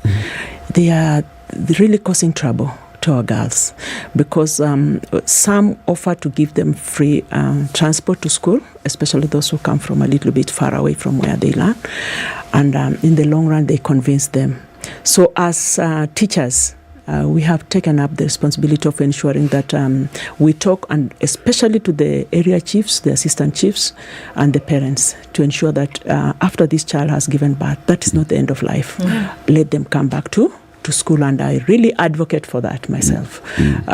Giving birth is not the end of life. But the parents have to be sensitized on the fact that if this child gives birth at a younger stage in life, it also affects the child, because the child doesn't know whether he should be in school or should take care of the baby at home. Is not sure if the baby is being taken care of. But sometimes we look for girls who have excelled as a result of having given birth to children at home at an early age, and they speak to the girls. But I want to appreciate you, madam. Thank you. It's very commendable.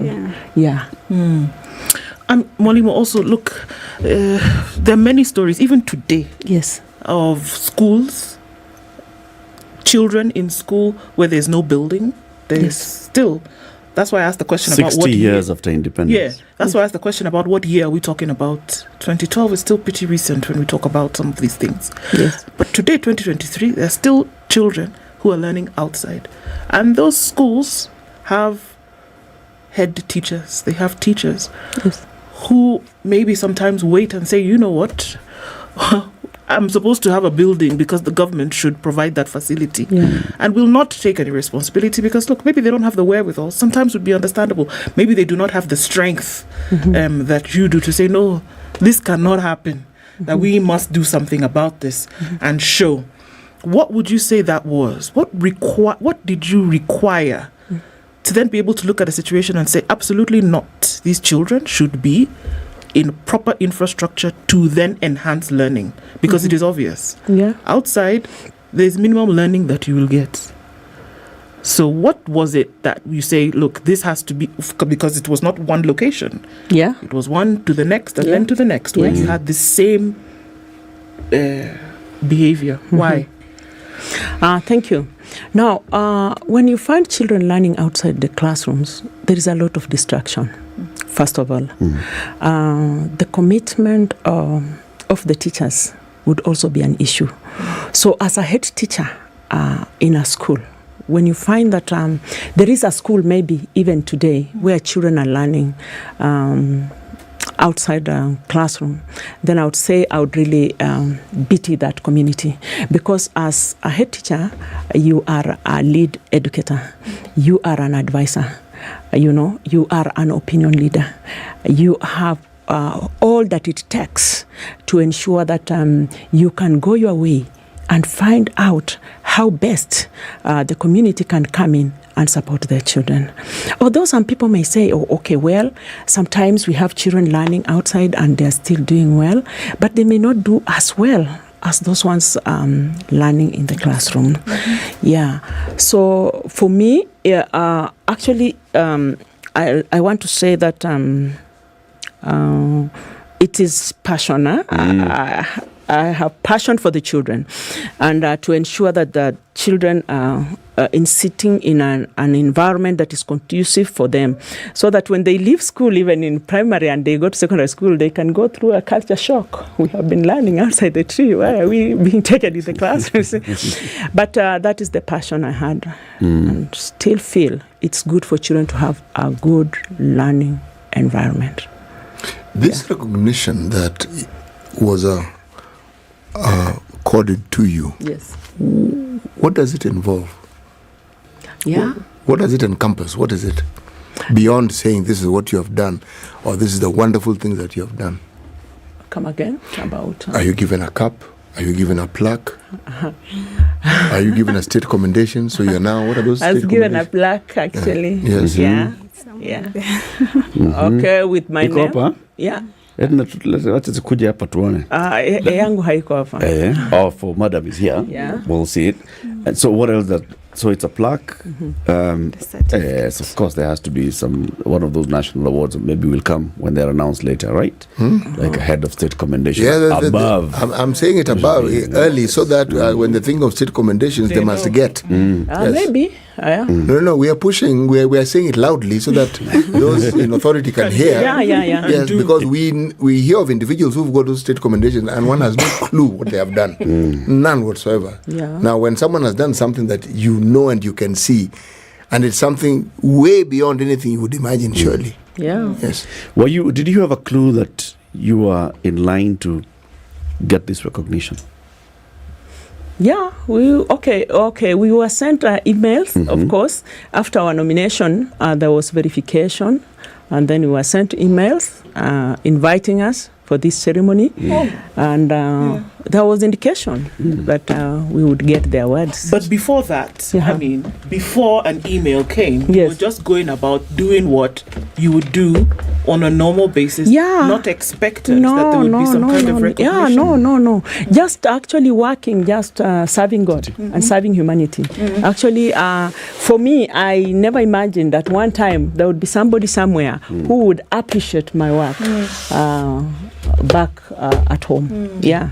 It was really a privilege for me. Hey, yeah. City, what's that? This is it, eh? Extremely serious. Yeah. Very good. Edna, can you see it? Turn it the other way. This way? Like that? More. Like that? You know, Edna is doing this. Okay. So you do turn it like this. The things I can see her. Turn it like this. Okay. Just turn it so that it faces this camera. She'll bring it down to this camera. Okay. Yes, that way. Okay, that will go. Leave it there. So we'll be able to see it. So this is what you receive. And it comes nicely packed in a box. You keep it for posterity. Yeah. You will show this to your children, your grandchildren, everybody who walks into your office will see this is what we've done as a community. Yeah. Because both of you, I've heard you saying this is not just me. Yeah. There was a collaboration of the other leaders in the community, the people in the community, people who came in and said, Asante sana, madam. Asante sana, mwalimu, for what you've done. Yeah. Yes, here is my harvest of the mabati. I have brought my mabati to the school, or I'm spending my day to come and do the korogaing so that we can do the bricks, so that we can build a new classroom. This is for the community. Yeah, true. But there are many other public servants who are like you, and there are others who maybe you're posted into a new area, it's a new division, you go there, you find new area, the only thing that is here is the chief's office, there's no office. I'm being told to be commuting from Malindi every morning, they'll be coming here, the community is just, and I feel it's too much. I want to give up. Why should I bother? Yeah. Seriously, nobody built the classroom before, so why should it be me? You created a county. There's no office. Division. Then it's me to build it. Why? I mean, goodness gracious, I have enough problems. You look for another transfer. Yeah, can I go somewhere else where there is an office? Where there's order. Yeah, and there's systems in place.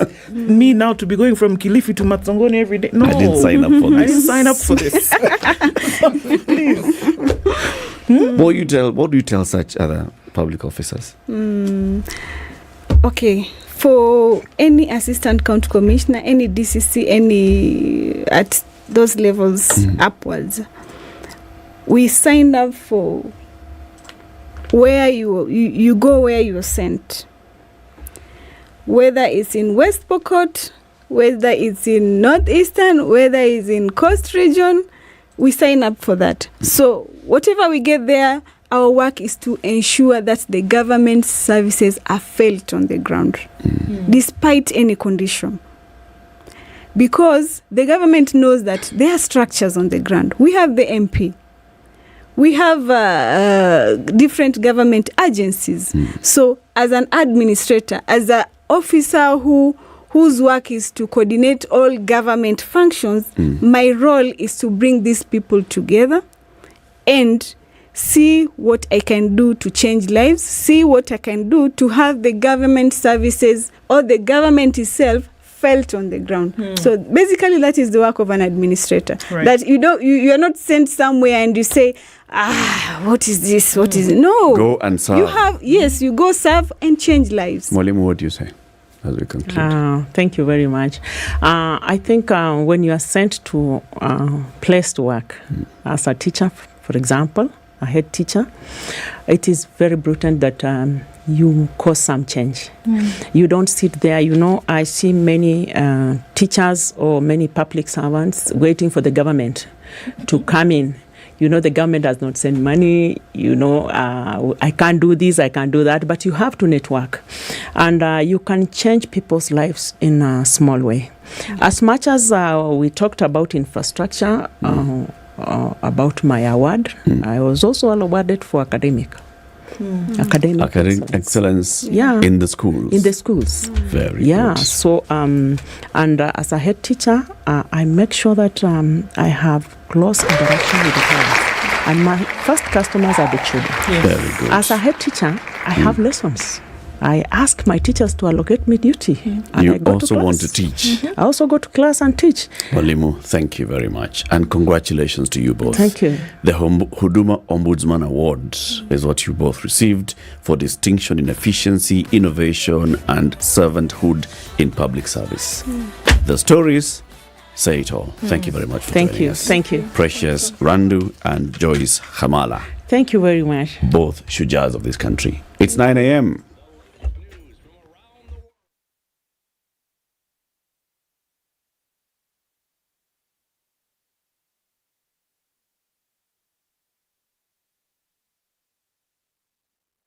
Newswire, I'm Leah Obaga. Today marks the end of the Kenya Certificate of Secondary Education exam for the year 2023. Students will today sit for the physics practical before curtains come down. KCSE began in the earnest of October 23rd after rehearsals were held on October 19th. KCSE comes to an end today even as the Ministry of Education released the results of the 2023 Kenya Certificate of Primary Education examinations. 8 members of a welfare group are feared dead by drowning after they were swept away by the flooded Mwoni River while headed at Mtwambua location, Betini, Upper Makueni sub-county. Eyewitnesses say the 8 who alighted a bus that couldn't cross the river decided to cross on foot, only for water volumes to increase while they were halfway, sweeping them away. 3 other people who also made an attempt to cross the river, however, cheated death as local divers rescued them. The incident comes a day after Transport CS Kipchumba Murkomen warned Kenyans against crossing flooded rivers. I will urge colleagues from that region to remain patient, work with government. First of all, to make sure that we sensitize our citizens not to cross the seasonal rivers by force, because the consequences are devastating. We've lost lives because people are taking unnecessary risk. Now, 2 in every 5 Kenyans have TB but are unaware and are spreading the disease unknowingly. National TB Coordinator Wendy Ntiroke says the statistics indicate that 40% of Kenyans infected with tuberculosis are undetected and thus untreated. Nicorette expressed concern that this pool of missed cases was now fueling the spread of the respiratory disease countrywide and termed this as a dangerous trend, considering that one undiagnosed and untreated individual could infect about 10 to 15 persons. She further called on Kenyans to get tested for TB whenever they notice a persistent cough. Lamu County Public Health Department has closed down all hotels and eateries following the cholera outbreak. The move comes as 22 individuals have been hospitalized at King Fahd Hospital after exhibiting symptoms such as vomiting and stomach pains. County Public Health Officer Mohammed Abubakar acknowledged the seriousness of the situation and assured the public that necessary measures have been implemented to contain the outbreak. Owners and operators are counting losses, especially being the fact that it's the cultural festival season, and they await the necessary clearances from the Lamu County Public Health Department to resume operations. A woman from Sabasaba Township, Muranga South Sub-County, has been sentenced to 10 years imprisonment at Kenol Law Court for subjecting her 13-year-old girl to prostitution. The accused person pleaded guilty to the child prostitution charges she was facing before Kenol Law Court's senior resident magistrate Sheila Nyaga. In court, it was revealed that on different dates between December 2022 to October 2023, Margaret Wambui forced her daughter to have sex with different men in exchange for money. This was discovered by her grandmother, who realized that she was pregnant. And finally, the National Council of Churches of Kenya is urging the government to suspend the implementation of the newly introduced taxes through the Financial Act 2023, led by Reverend Alphonse Kanga. The religious leaders say this will help Kenyans recover and their businesses be revived. We may suspend the implementation of the higher taxes introduced through the Finance Act 2023 to give Kenyans and businesses a chance to recover. This will actually lead to higher tax income for the government. We suggest that deliberate measures should be taken to reduce expenditure by both national and county governments. The massive wastage being witnessed and flaunted is really heartbreaking for Kenyans who are toiling hard to pay taxes. They further urged the National Dialogue Committee to ensure that their report is all-inclusive and finally implemented. We call upon the actors in the bipartisan talks to carry the process to the end and provide people-oriented solution to the country. Of key urgency is the need to facilitate recruitment of commissioners for the Independent Electoral and Boundaries Commission, IEBC. Without a properly constituted IEBC, we as a nation will get into a constitutional crisis if the boundaries review process is not completed within stipulated timelines, a predicament we need to avoid. That's the Newswire. I'm Lea Obaga.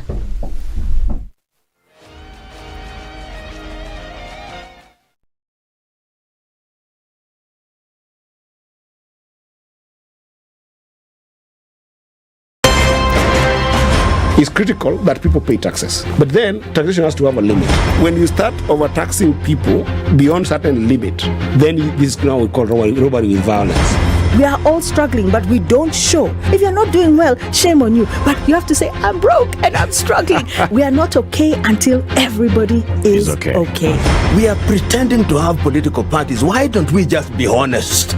And we say, these are the Luyas, these are the Kambas, these are the Kikuyus, and we find ourselves in Kenya. You know, with politics and leadership, no matter what you do, there will always be a complaint. There will always be the assumption that you're either stealing or you're not doing things right. As a leader, don't fear. If you know you're doing the right thing, you've thought about it, you've got an expert advice, do it, then understand later. This country, we don't need prayers. Prayers is between you and God. Good governance and thinkers who care about the country and not their stomach. That's what we need. The Situation Room, Kenya's biggest conversation.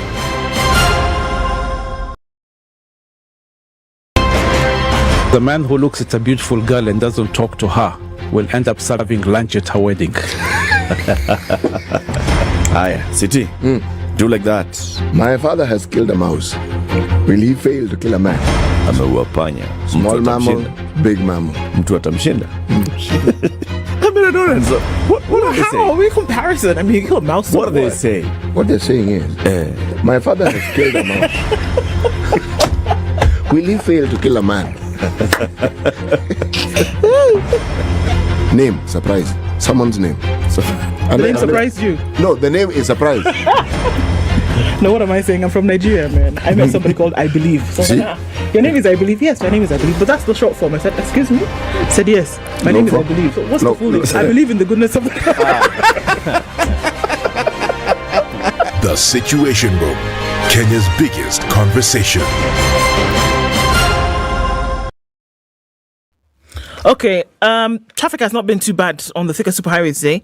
We're just looking at just that Pangani underpass strip. A little bit of traffic heading into the city. Gong Road is looking all right now. And that little traffic iffy situation right around Outer Ring and Embakasi at that junction is leveling out now, so we should be all right. And then coming off of Limuru Road today has also behaved very, very well as the weekend started. Perhaps this is why folks are away from the roads. It's a thing to watch. Let's see as we come out of traffic hour in the next half hour or so what it's going to look like, and then let's talk on Spice of MKE on X.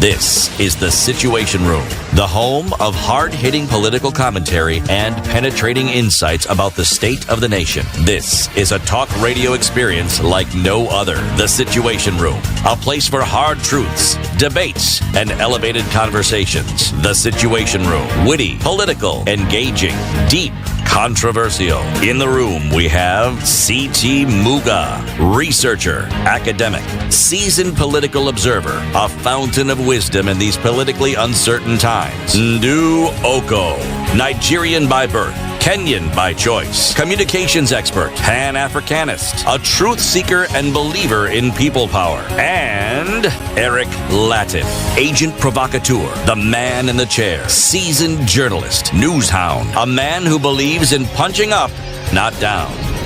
This is The Situation Room, It's the the only way to... November 2023. Merry Christmas. Where are you flying to? Where are you flying to? Well, it doesn't really matter where you're flying because Emirates Business Class has got the hookup for you.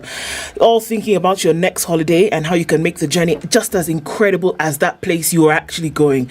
So fun on the way and fun when you get there. Treat yourself to Emirates Business Class. Your holiday starts with a glass of champagne to welcome you on board. Then you can stretch out in the spacious seat, pick something from the minibar and recline to your favorite movies and TV shows. CT smiling because he gets it. There's even an 830 380 onboard lounge where you can enjoy a cocktail and a few canapes with other travelers.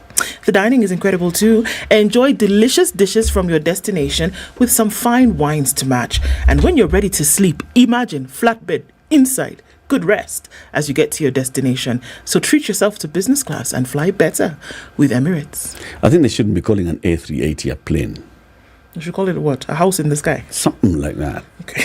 The A380 lounge. You know, even the pilots for the A380 should just be, using their own areas to come. They should have their own air traffic controllers who deal with just the A380. Come on, man.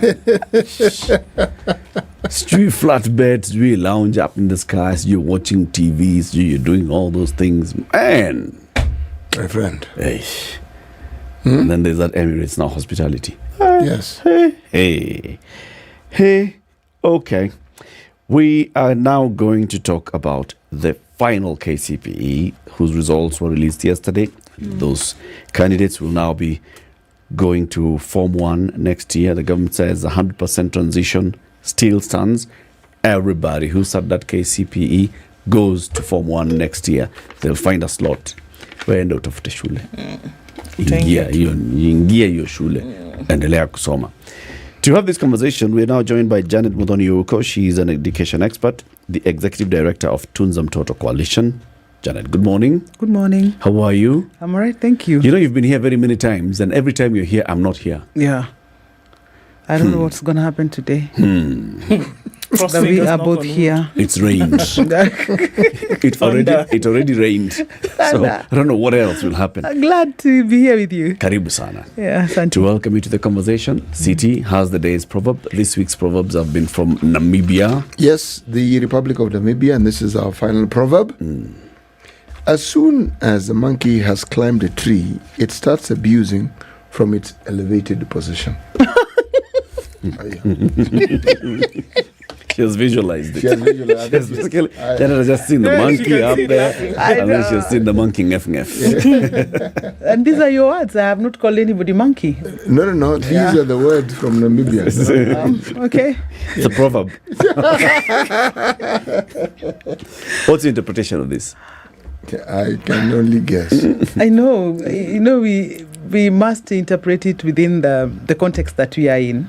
And you can almost imagine what happens that we participate in putting leaders somewhere else, and then when we put them there, they now acquire the monkey position and habits, not knowing that soon and very soon they might find themselves at the bottom and begging again to be helped to climb up. They don't know we have the axe down here. We can cut that tree. We can even uproot it altogether. Kila kitu gone. You have nowhere to go. Okay. So, KCP results, you've seen, everybody, it was anticipated. We are seeing some changes here from last year in terms of the drop in the highest mark, the number of marks above 400. There was also a drop in the number of cases of cheating. What's your overall reaction to the KCP? Wow. I think first and foremost would be to congratulate everybody that came all the way. 8 years is no mean task. I know there are those that dropped way in between. And also the parents and teachers, there's quite a lot of work that has gone in. And every time exams are released, and really this is the last we are seeing of KCP, and we shall soon probably see the last of KCSE. But I think it shines out a lot of data that can really help serious people to sit down and analyze what is this data telling us, and how do we need to adjust, what do we need to adjust. But sadly, every time we always miss it. We always miss opportunities to benefit from the data. And I've always said that look at the lazy way that we have always presented this data that we shall not have an opportunity for having, because as a researcher, I know he knows that going out and coming back with all these pieces of information will take lots and lots of money. But look at us, the only thing that we can do with that data is to announce to the country that 200 got A's, like we care, that so many got between 100, and so what? Okay, who are these? Who are these? And then you miss out things like for everybody that got 400s, can we see the investment that we have made as a country? Because a lot of those that got 400s are from private schools. A lot of those that got below 100 are from public schools.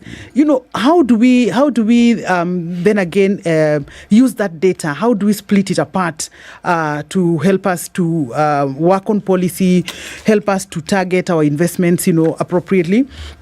But I would say that we are seeing the end of an era, probably the end of cutthroat competition. I am sure. I hope so. I also hope so, but I know so because the way CBC is structured, we are probably not going to see the things that we see on the screen, especially you journalists tracing the top 428 Janet, boy, and you do not trace the last. Hold up. You do not trace the last, to not probably show their face, but you just try and understand what were your circumstances. Because look at what we had yesterday, for example. Do you want to tell me that there's a brand new thesis in town that every bright child has to come from a certain background? Because that's what we saw at the release of yesterday's examinations. We now can say confidently that for you to be categorized as a bright child in this country, you have to come from a certain background. You have to go to RIERA, you have to go to some certain academy, you have to go... It's a lie. It's a lie that we have been telling ourselves, a lie that we're telling our children.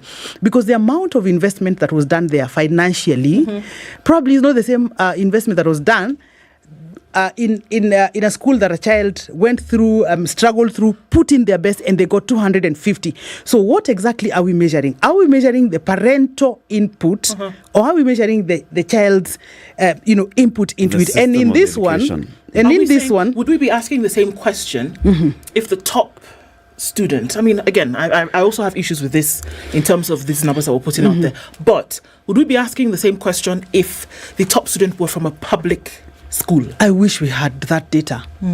But how many years down the line have we seen? When's the last time we saw? When is the last time we saw the top, not even the top 1, top 2, top 10, top 20?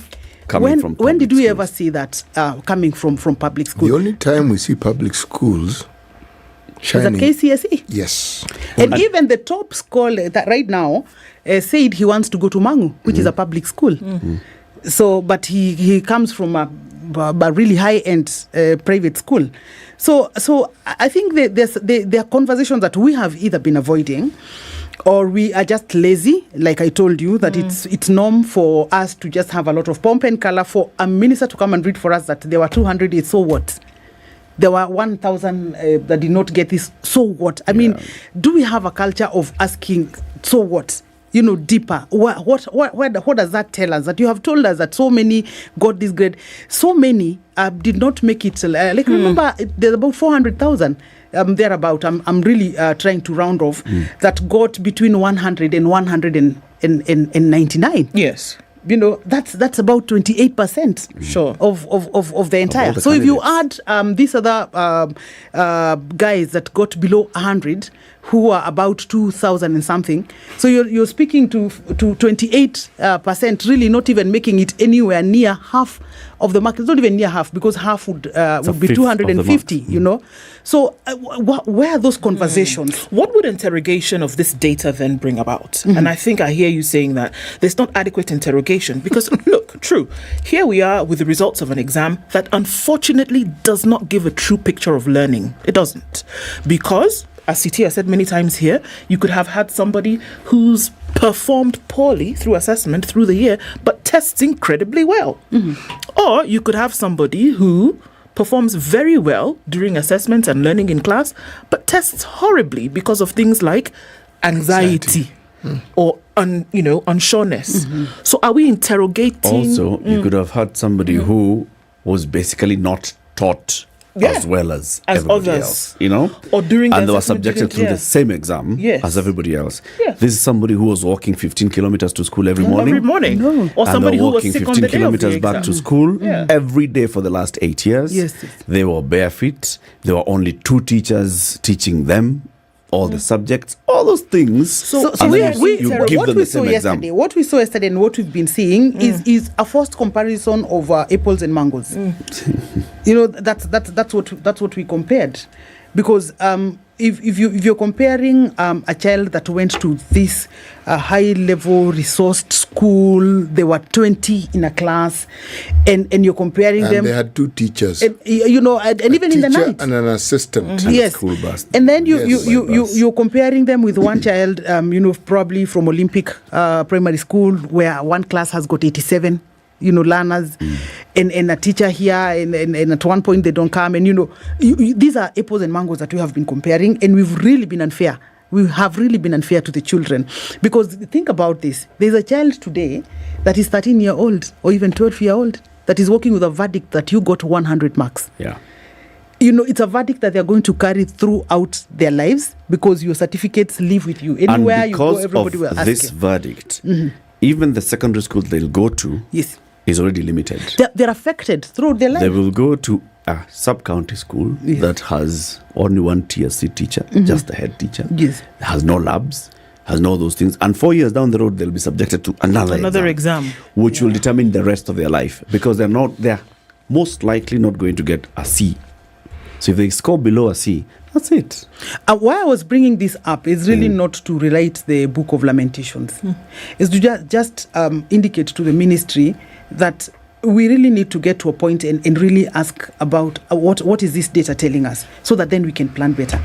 Because I have said severally that it doesn't matter what we do. We could write brand new policies, we could write laws, we could write everything. But as long as we are not investing money in education, and especially primary schools, then we really do not, and that's why I agree with someone called Heckman when he says that the best investment can be done early. Because this guy who has gotten 100 marks, there is no amount of investment that will forever change the opportunities that he has missed to exploit his potential when he was young. See how this 100 marks will carry him to a bad secondary school. Eventually, he might not even get a grade that will maybe get him to some college. If we had invested early in his life, he would probably have managed some 200 marks, then go to a fair secondary school. Actually, not even 2. More.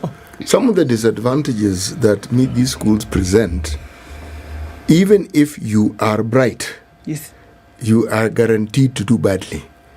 Simply because the opportunity to utilize the faculties that you naturally have are not there. Yeah. You see, the sad and tragic state of affairs in the education system in this country is it's not just sad, it's tragically pathetic.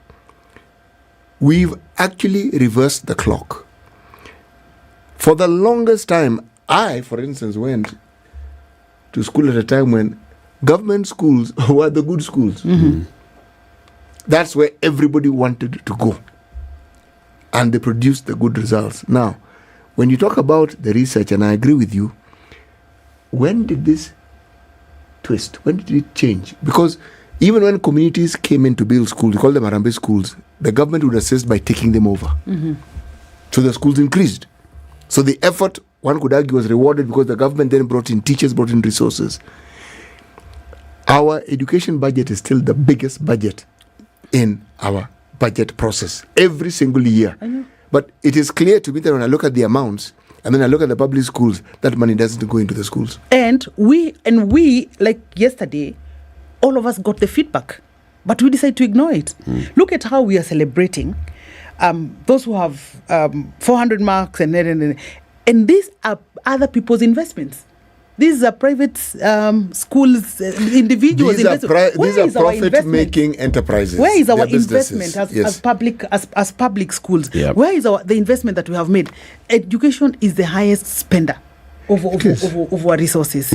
So why aren't we asking ourselves? I mean, is this a major indictment, on the part of a sector that takes up all our money, and we are not seeing? But does it really take our money? Our money definitely goes wherever it is goes, but 680 billion, that's this year. You think by the time this year comes to an end, the financial year comes to an end, we will be able to pinpoint where that amount of money has actually gone to within the education system? You do not open the box that you want to open, which I call the Pandora's box, because I know that maybe payment of teachers, at least for payment of teachers, we can be able to track it. Because if you don't pay teachers, we have the unions. And so we are sure every teacher has been paid and they will be paid their money. That one we are sure. Even those who don't exist will be paid. We'll figure that one out. Yes. So that bit at we least know. All the teachers that exist are getting paid. Plus those who don't exist. The other bit is about the capitation grant. The grant that every learner, child. the money that goes to every learner that government is supposed to send. Now that's where the problem is. Because up and until the closure of third term, the government of Kenya had not sent 47% of the 100% they're supposed to be sending to every child at secondary school level, for example. And there is no conversation that is likely to happen, because who is this that is going to ask? The head teacher is the employee of the Ministry of Education. In fact, they are told in no uncertain terms to not ask many questions. They are actually told to manage. And don't even think about raising school fees. And the bad part is when there's some expenses. Like now, there were exams. Teachers are supposed to be moving from point A to point B, going to get exams. I can tell you, I sent to several money telling me, Uko, I don't have money and I'm supposed to do. You dash him some 1,000 bob. Really. It's a big shame, and we really need to get very serious about how we are managing education. It is not okay to lie that you have sent money to schools just because you know that you have gagged the person that is supposed to say that to confirm whether that money has been sent or not. So because you know that there is no way citizens can confirm, then you here telling us that we have sent money. We know you have not sent the monies to schools, and January is coming. And I am sure, and I can bet you, as sure as today is Friday, the government will not have sent money to schools by 9th of January. It will not have sent, and it will not even send all the way through to 30th of January. So head teachers are supposed to manage. Comes back to what? Comes back to the parent. Because now the head teachers will not allow you to school when you have not paid money. What are we saying about the right to education of children? And I think it got worse. We thought we had hit rock bottom, but there's something deeper than rock bottom, because the PS, State Department of Education, confirmed the other day that they are thinking that funding free education could be impossible. Now, that coming from the PS, I thought for me was a bit unfortunate. Was a new law. It is very reckless. It exposes what everything else that we are seeing. It exposes it's all about attitude. Just like City started by asking, where did the rain start beating us? It's an attitude issue. Those people at the helm of our education sector, do not see an issue with. For them, education is just this one thing that they do. It's about curriculum. It's about we have a curriculum, we have a KICD, we have textbooks, we have children in school, and they're going to school, and then they'll sit an exam. The quality of it and all is not really a big issue, and that's why despite talking about investing in our public education system, we can clearly see the results of our public education system. Yes. Despite all the conversations that we keep talking about equitable access to education for all our children, you can still see how children across the various social cadres are treated. And you see the tragedy here. Poor are treated like poverty. You see the tragedy here, and that is what we need the political class to understand, that we do not care about your manifesto. Can you know that education is not subject to your manifesto? It is a right of children under the Constitution that you sought to defend. It is not an issue of argument as to whether you want to do or you do not want to do. It is actually not put to vote. It is not put to vote. And we cannot be talking this way in 2023, but in 2002, there was a president that saw the need of saying, I have removed all charges, let everybody come to school. Are we moving forward, or, what exactly are we moving? When you have people sitting that do not respect the Constitution of this country, that's when we even begin to have a conversation as to whether it is possible to fund or it is not possible. We do not care about state-of-the-art airports. We do not care about roads. We can walk for all we care. But there's some basic minimum, irreducible minimums, I call them. Health and education, we are not going to negotiate about it. They must be the priority, because that is what affects every household, and that is what affects the future of every household. What do you mean when you say that you think? Who even asked you to think in the first place? You're not supposed to think. We don't care about you sat somewhere and you wrote a manifesto. We agreed as a whole country and promulgated a constitution that is supposed to be governing us. I do not know at what point we began being governed by a political party manifesto. Thinking. That is how far that we have sunk as a country, and we need to rise up and defend it, because I probably, as a person, I have finished every transaction about education that the government needs to do to me.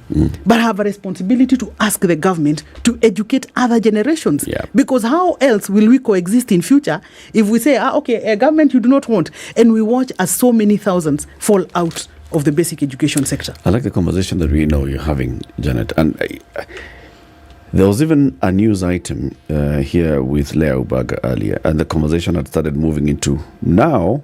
The next thing that's going to be premium tiers is secondary school selection. And there'll be a push and pull of equity, because the majority of the secondary schools are public secondary schools. Unlike where we see there's a lot of investment in private primary schools, there's not so much investment in public and private secondary schools. So many of all these students will be coming back down into public. And now there'll be a conversation about, so why should we have quota system? Why should we be saying that, if you scored 385 from this private school in Nairobi and this kid got 340 in West Pokot, where he was sleeping under the sound of gunfire, why should that child get the spot that my child should be getting? What should we as a people be saying about education for all? But let's take a break. It's 9:30. Janet Modoni Oko is the executive director of Tunza Mtoto Coalition. She's an expert and an activist in education matters. She's here. She's our guest this morning as we're looking at the final KCPE, going into the final KCSE in 4 years' time, and our education sector and what our education sector is telling us. Yeah. Sindio, Janet, you see that thing in front of you? Can you see it? There's a kiwi tin in front of you. You know kiwi. We're talking about education. I used it even this morning. My boots on. Kiwi, education, same was up. School fees. They're saying, go to the shop, buy kiwi, open the lid. Under the lid, you will see a code. On top of the lid, you will see some instructions. And the instructions are dial *459 *5#, enter that code, and you stand a chance of winning school fees. Do it. The next time you're buying kiwi, please nominate a school and a child who could benefit from this, and let them benefit from it. I know you've said, as far as the burden of education has moved. Sure. But it still is there because you're part of our community. Mm-hmm. So, 4 winners per week, 35,000 shillings each school fees. Can you imagine? 35K. That's a lot of money. Mm-hmm. We'll be back shortly. Good morning. This is the Situation Room, the only way to start your day. Fly better to your dream destination with Emirates. Whether it's seeing Big Ben and the famous red buses in London, family adventures in Dubai, or discovering ancient wonders and bazaars in Istanbul. But remember, it's not just about where you're going, it's also about how you get there. Fly Emirates and start your holiday with delicious regional dining, complimentary drinks, outstanding service, and award-winning entertainment. Fly Emirates. Fly better. Oh, finally! It's my Standard Courier delivery. At Standard Courier, we know that your time is valuable. That's why we guarantee swift and efficient deliveries to your doorstep every time. Give us a call on 0793 599 684 or schedule your next delivery by visiting our website www.standardmedia.co.ke/courier. Trust Standard Courier service for all your courier needs. We deliver with pride. Safaricom has introduced a youth platform which is giving customers freedom to choose what products they prefer, how much to spend, and surprisingly, even the validity period. Join me, Yolanda Mulwa, and DJ Absolute every weekday from 11 a.m. to 3 o'clock to find out more. Get hooked and tap into Vision Yako. Connect, grow, and do more.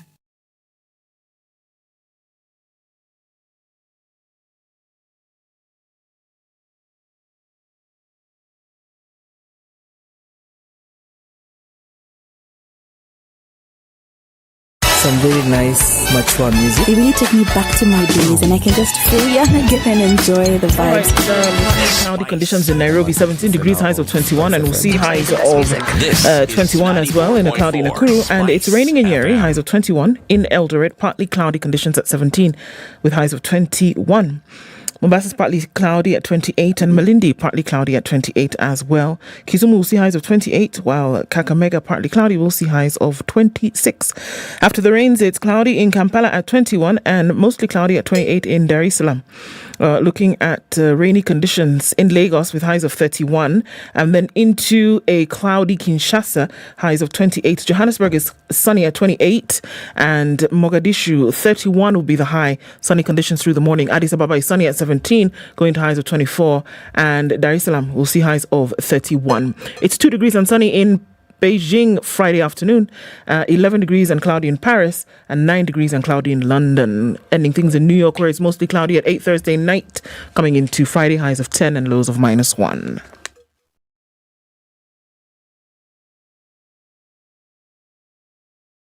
Mature, intelligent talk every morning. Spice up yourself.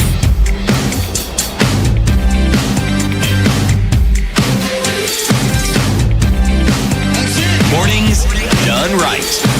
94.4 Spice FM, Nairobi. With Janet Ouko, Executive Director, Tunza Mtoto Coalition, about education and the education sector. We had started on something, Janet. You're saying that you're hoping that this is the last time we see this sort of strict and tough competition in our education sector. Yeah. With, exam, you do this one exam and it's one that determines everything. And so because of that, everybody wants to invest as much as possible into this one exam so that their child gets a chance. But you think CAPSEA and all these things will remove it? Well, there's some hope. But then very quickly that hope might be dashed by the inefficiencies of the Ministry of Education. Remember, we have said that every year we have received all these kinds of data. Yeah. But nobody interrogates. In fact, it doesn't help us because we do not go a step further into asking what then does this mean? What this data tells us, even when the ministry does not want us to discuss about this, is that now it's official that we're almost burying the public education completely. And those that are continuing within the public education or public schools are because they don't have a choice. Every Kenyan, if they had a choice, nobody would take their child to a classroom of 110, 102, 97, 89. Nobody would do that. And especially speaking in the context of the city, it might be a little different in the villages, but it is not so much various. Even that, if there's a choice, yes, the choice is taken to go private. Yeah, so that, and this is what will continue. I was giving an example yesterday, and this example I was given by one of the teachers who told me that when they got transferred to a certain school, she was shocked that in that particular school, the teachers sit under a tree.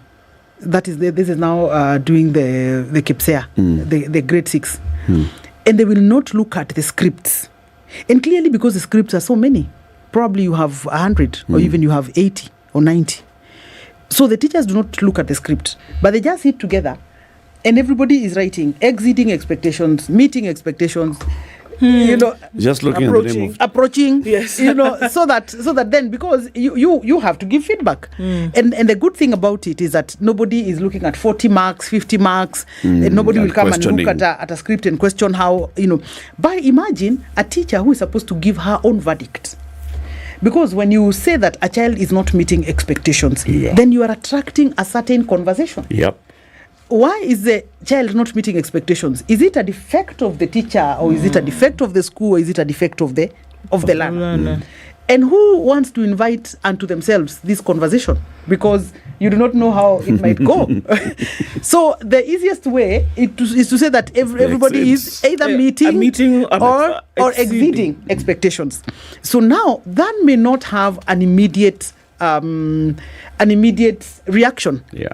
Because we will only, as a country, experience that reaction when we realize that we are churning out graduates who are from the primary school subsector, whose literacy levels are so undesirable, their numeracy levels are so low, their appreciation of small issues like social sciences is not up to date.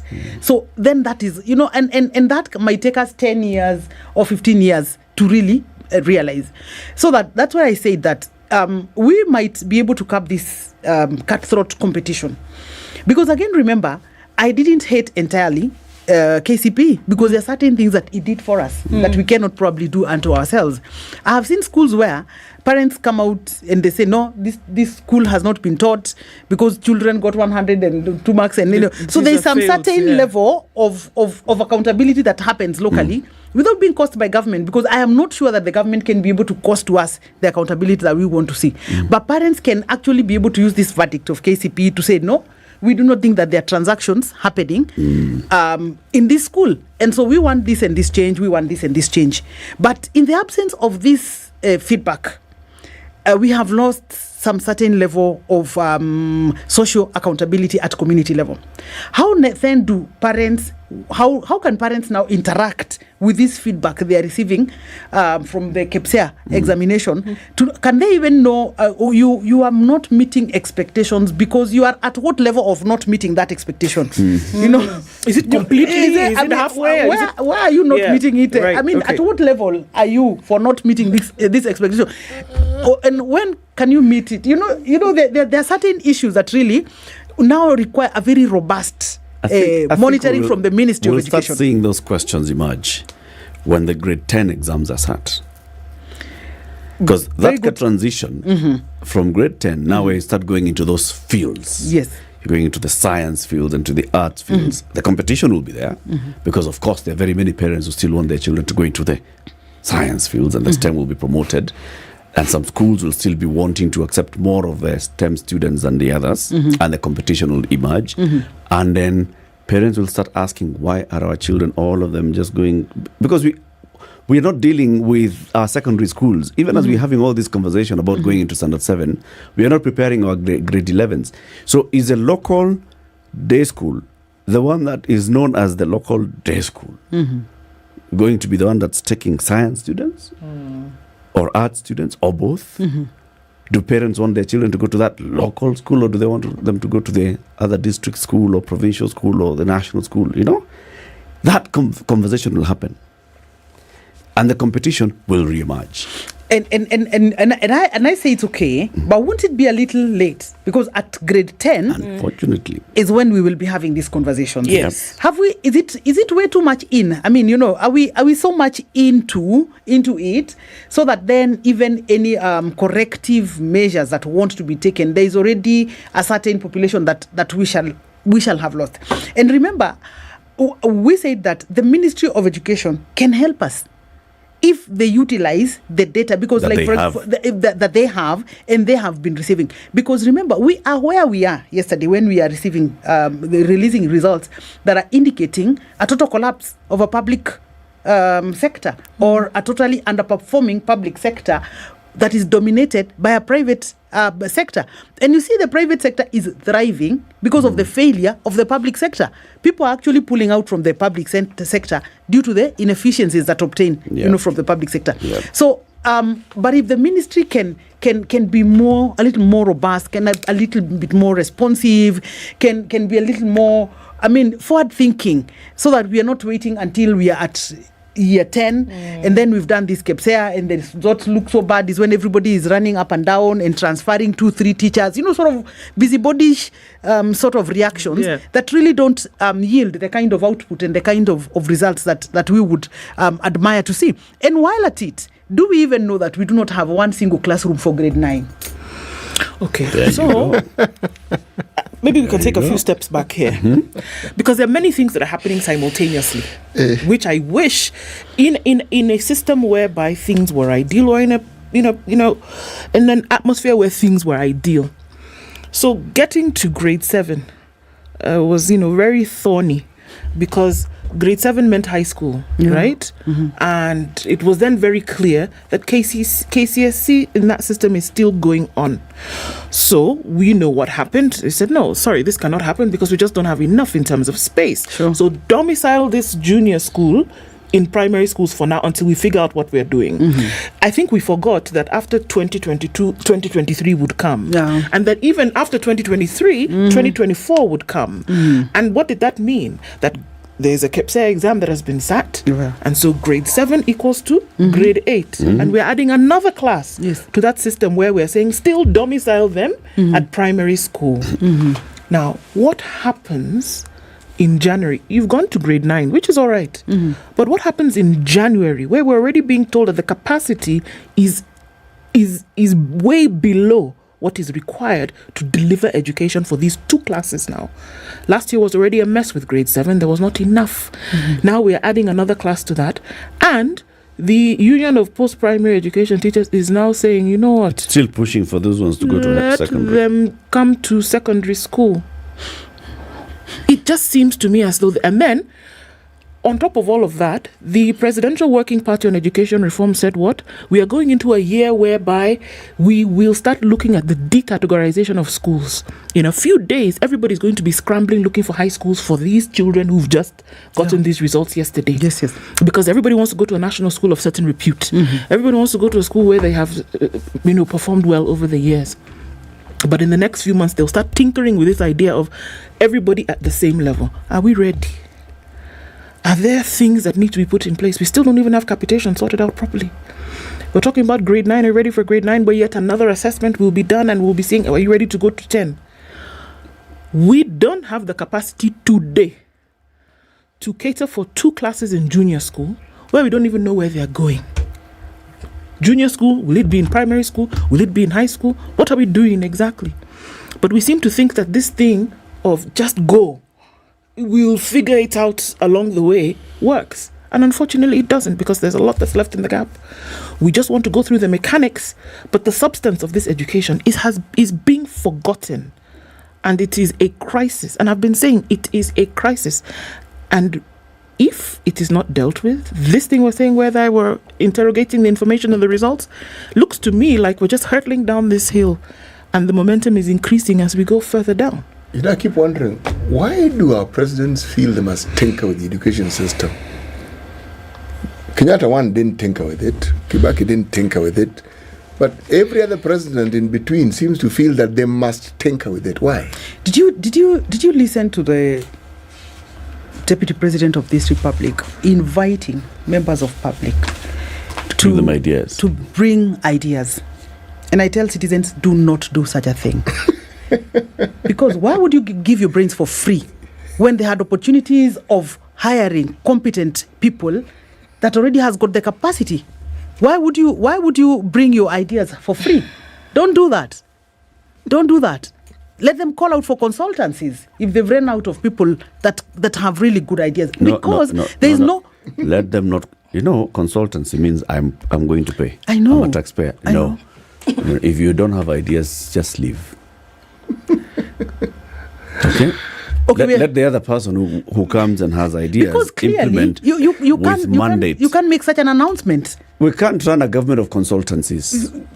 So you have a president, you have a deputy president, you have a cabinet, you have principal secretaries and consultants. No, you have advisors. You have advisors. Those are consultants. And then you have others. It's too much. And when you think about a few years ago, when you had someone like Dr. Matiang'i managing education, I could tell you for a fact that was a brain managing education, and he did much. When we had Professor Magoha, he did. You could. There was some bit of confidence that there's some substance. There's somebody who really knows that where we want to go. And there's a driver behind the wheel. There's a driver. And the driver driving the bus is not driving it using. There's a way you can drive it using rumors.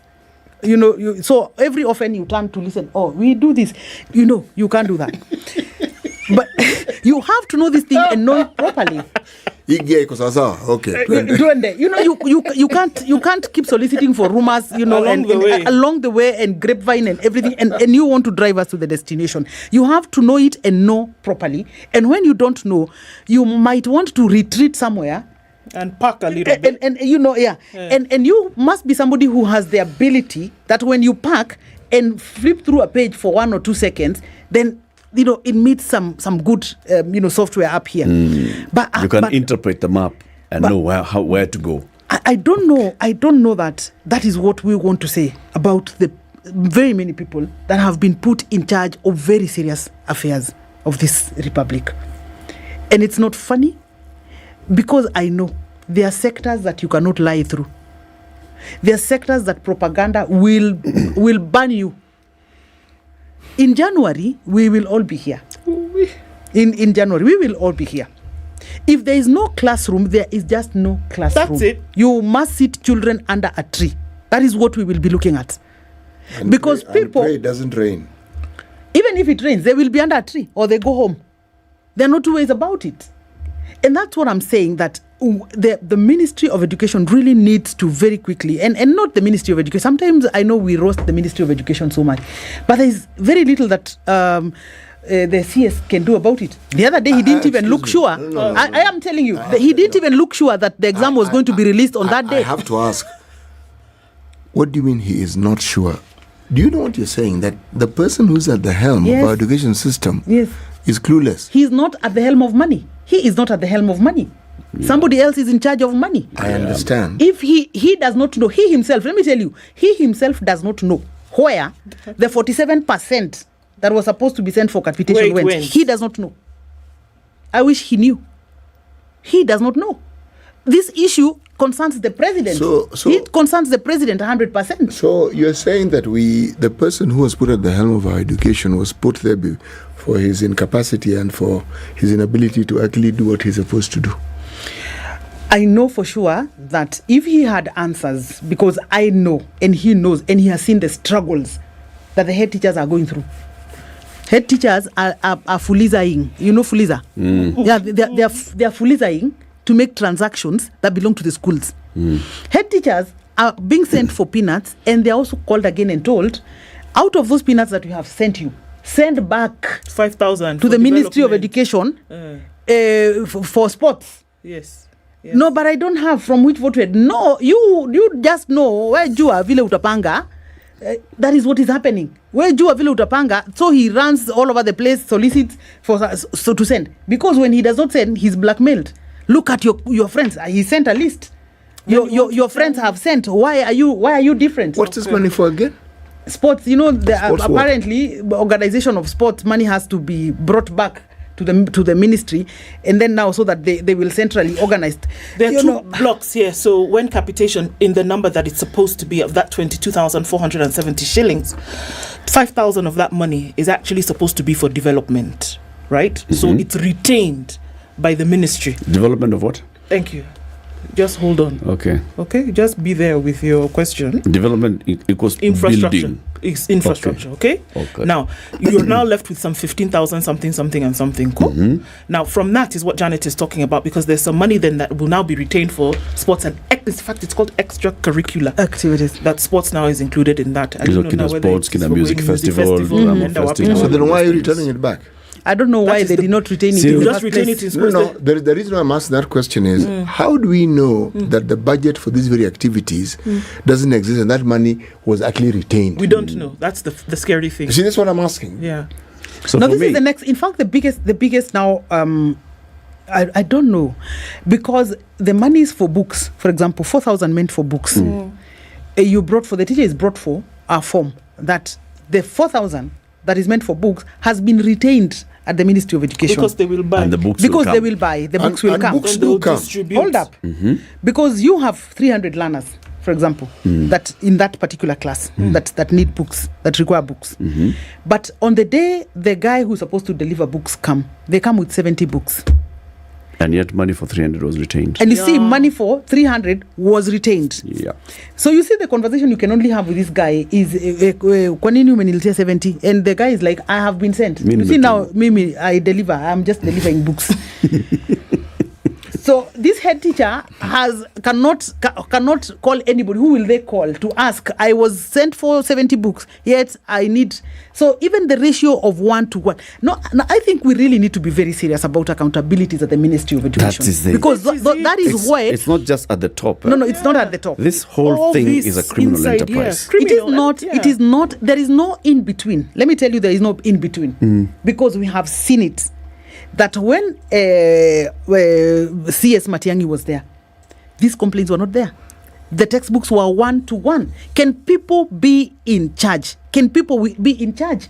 I mean, there are people that... And let's be honest, capitation was sent, and it was sent. And was sent. And completed. And head teachers are saying that 2 years ago, 3 years ago, we even used to receive excess books. You have 300 children, you receive 310. You'd get books for subjects you don't even teach. Yes. So what is this now?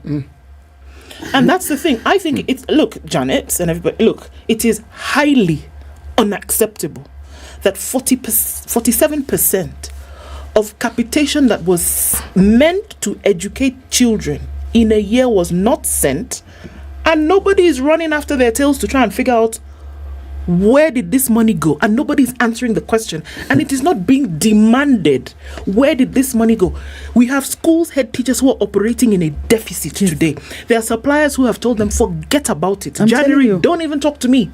I will not be in a position to help you in January, because as we are speaking, you're still owing me, and then now you want me to bring more. It's not going to happen. Which head teacher does not have a blood pressure in this country? For goodness sake. And then you want to tell me education is not in crisis? We shouldn't even be talking about anything else.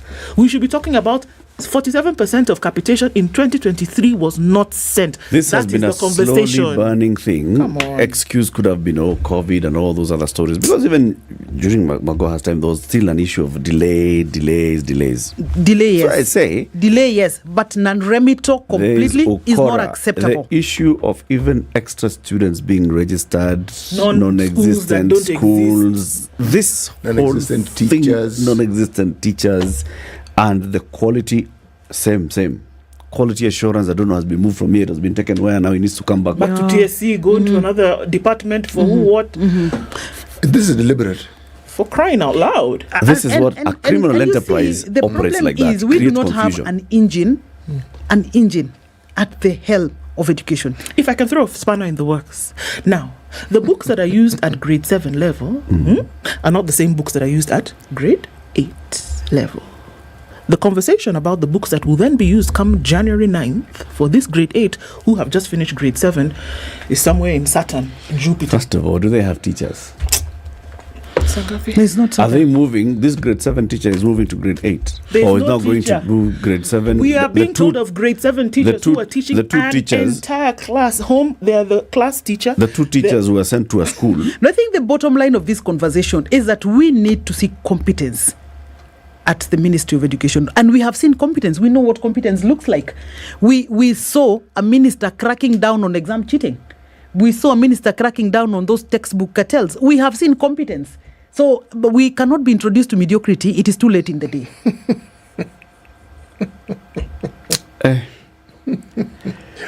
Hi. KCSE will be released when? KCSE will be released. They said what? End of December. Okay. Same story. KPSEA next week, right? And you know that I know many people shy away from the conversation of equity. Is it when it comes to selection of schools? But I know for sure that given what the trend we have seen in the performance of KCPE, if you give everybody a flat sheet and use these results as they are, you will get Alliance, you'll get Mangu belonging to a certain set of people. Yep. I do not think that is fair. It should not be.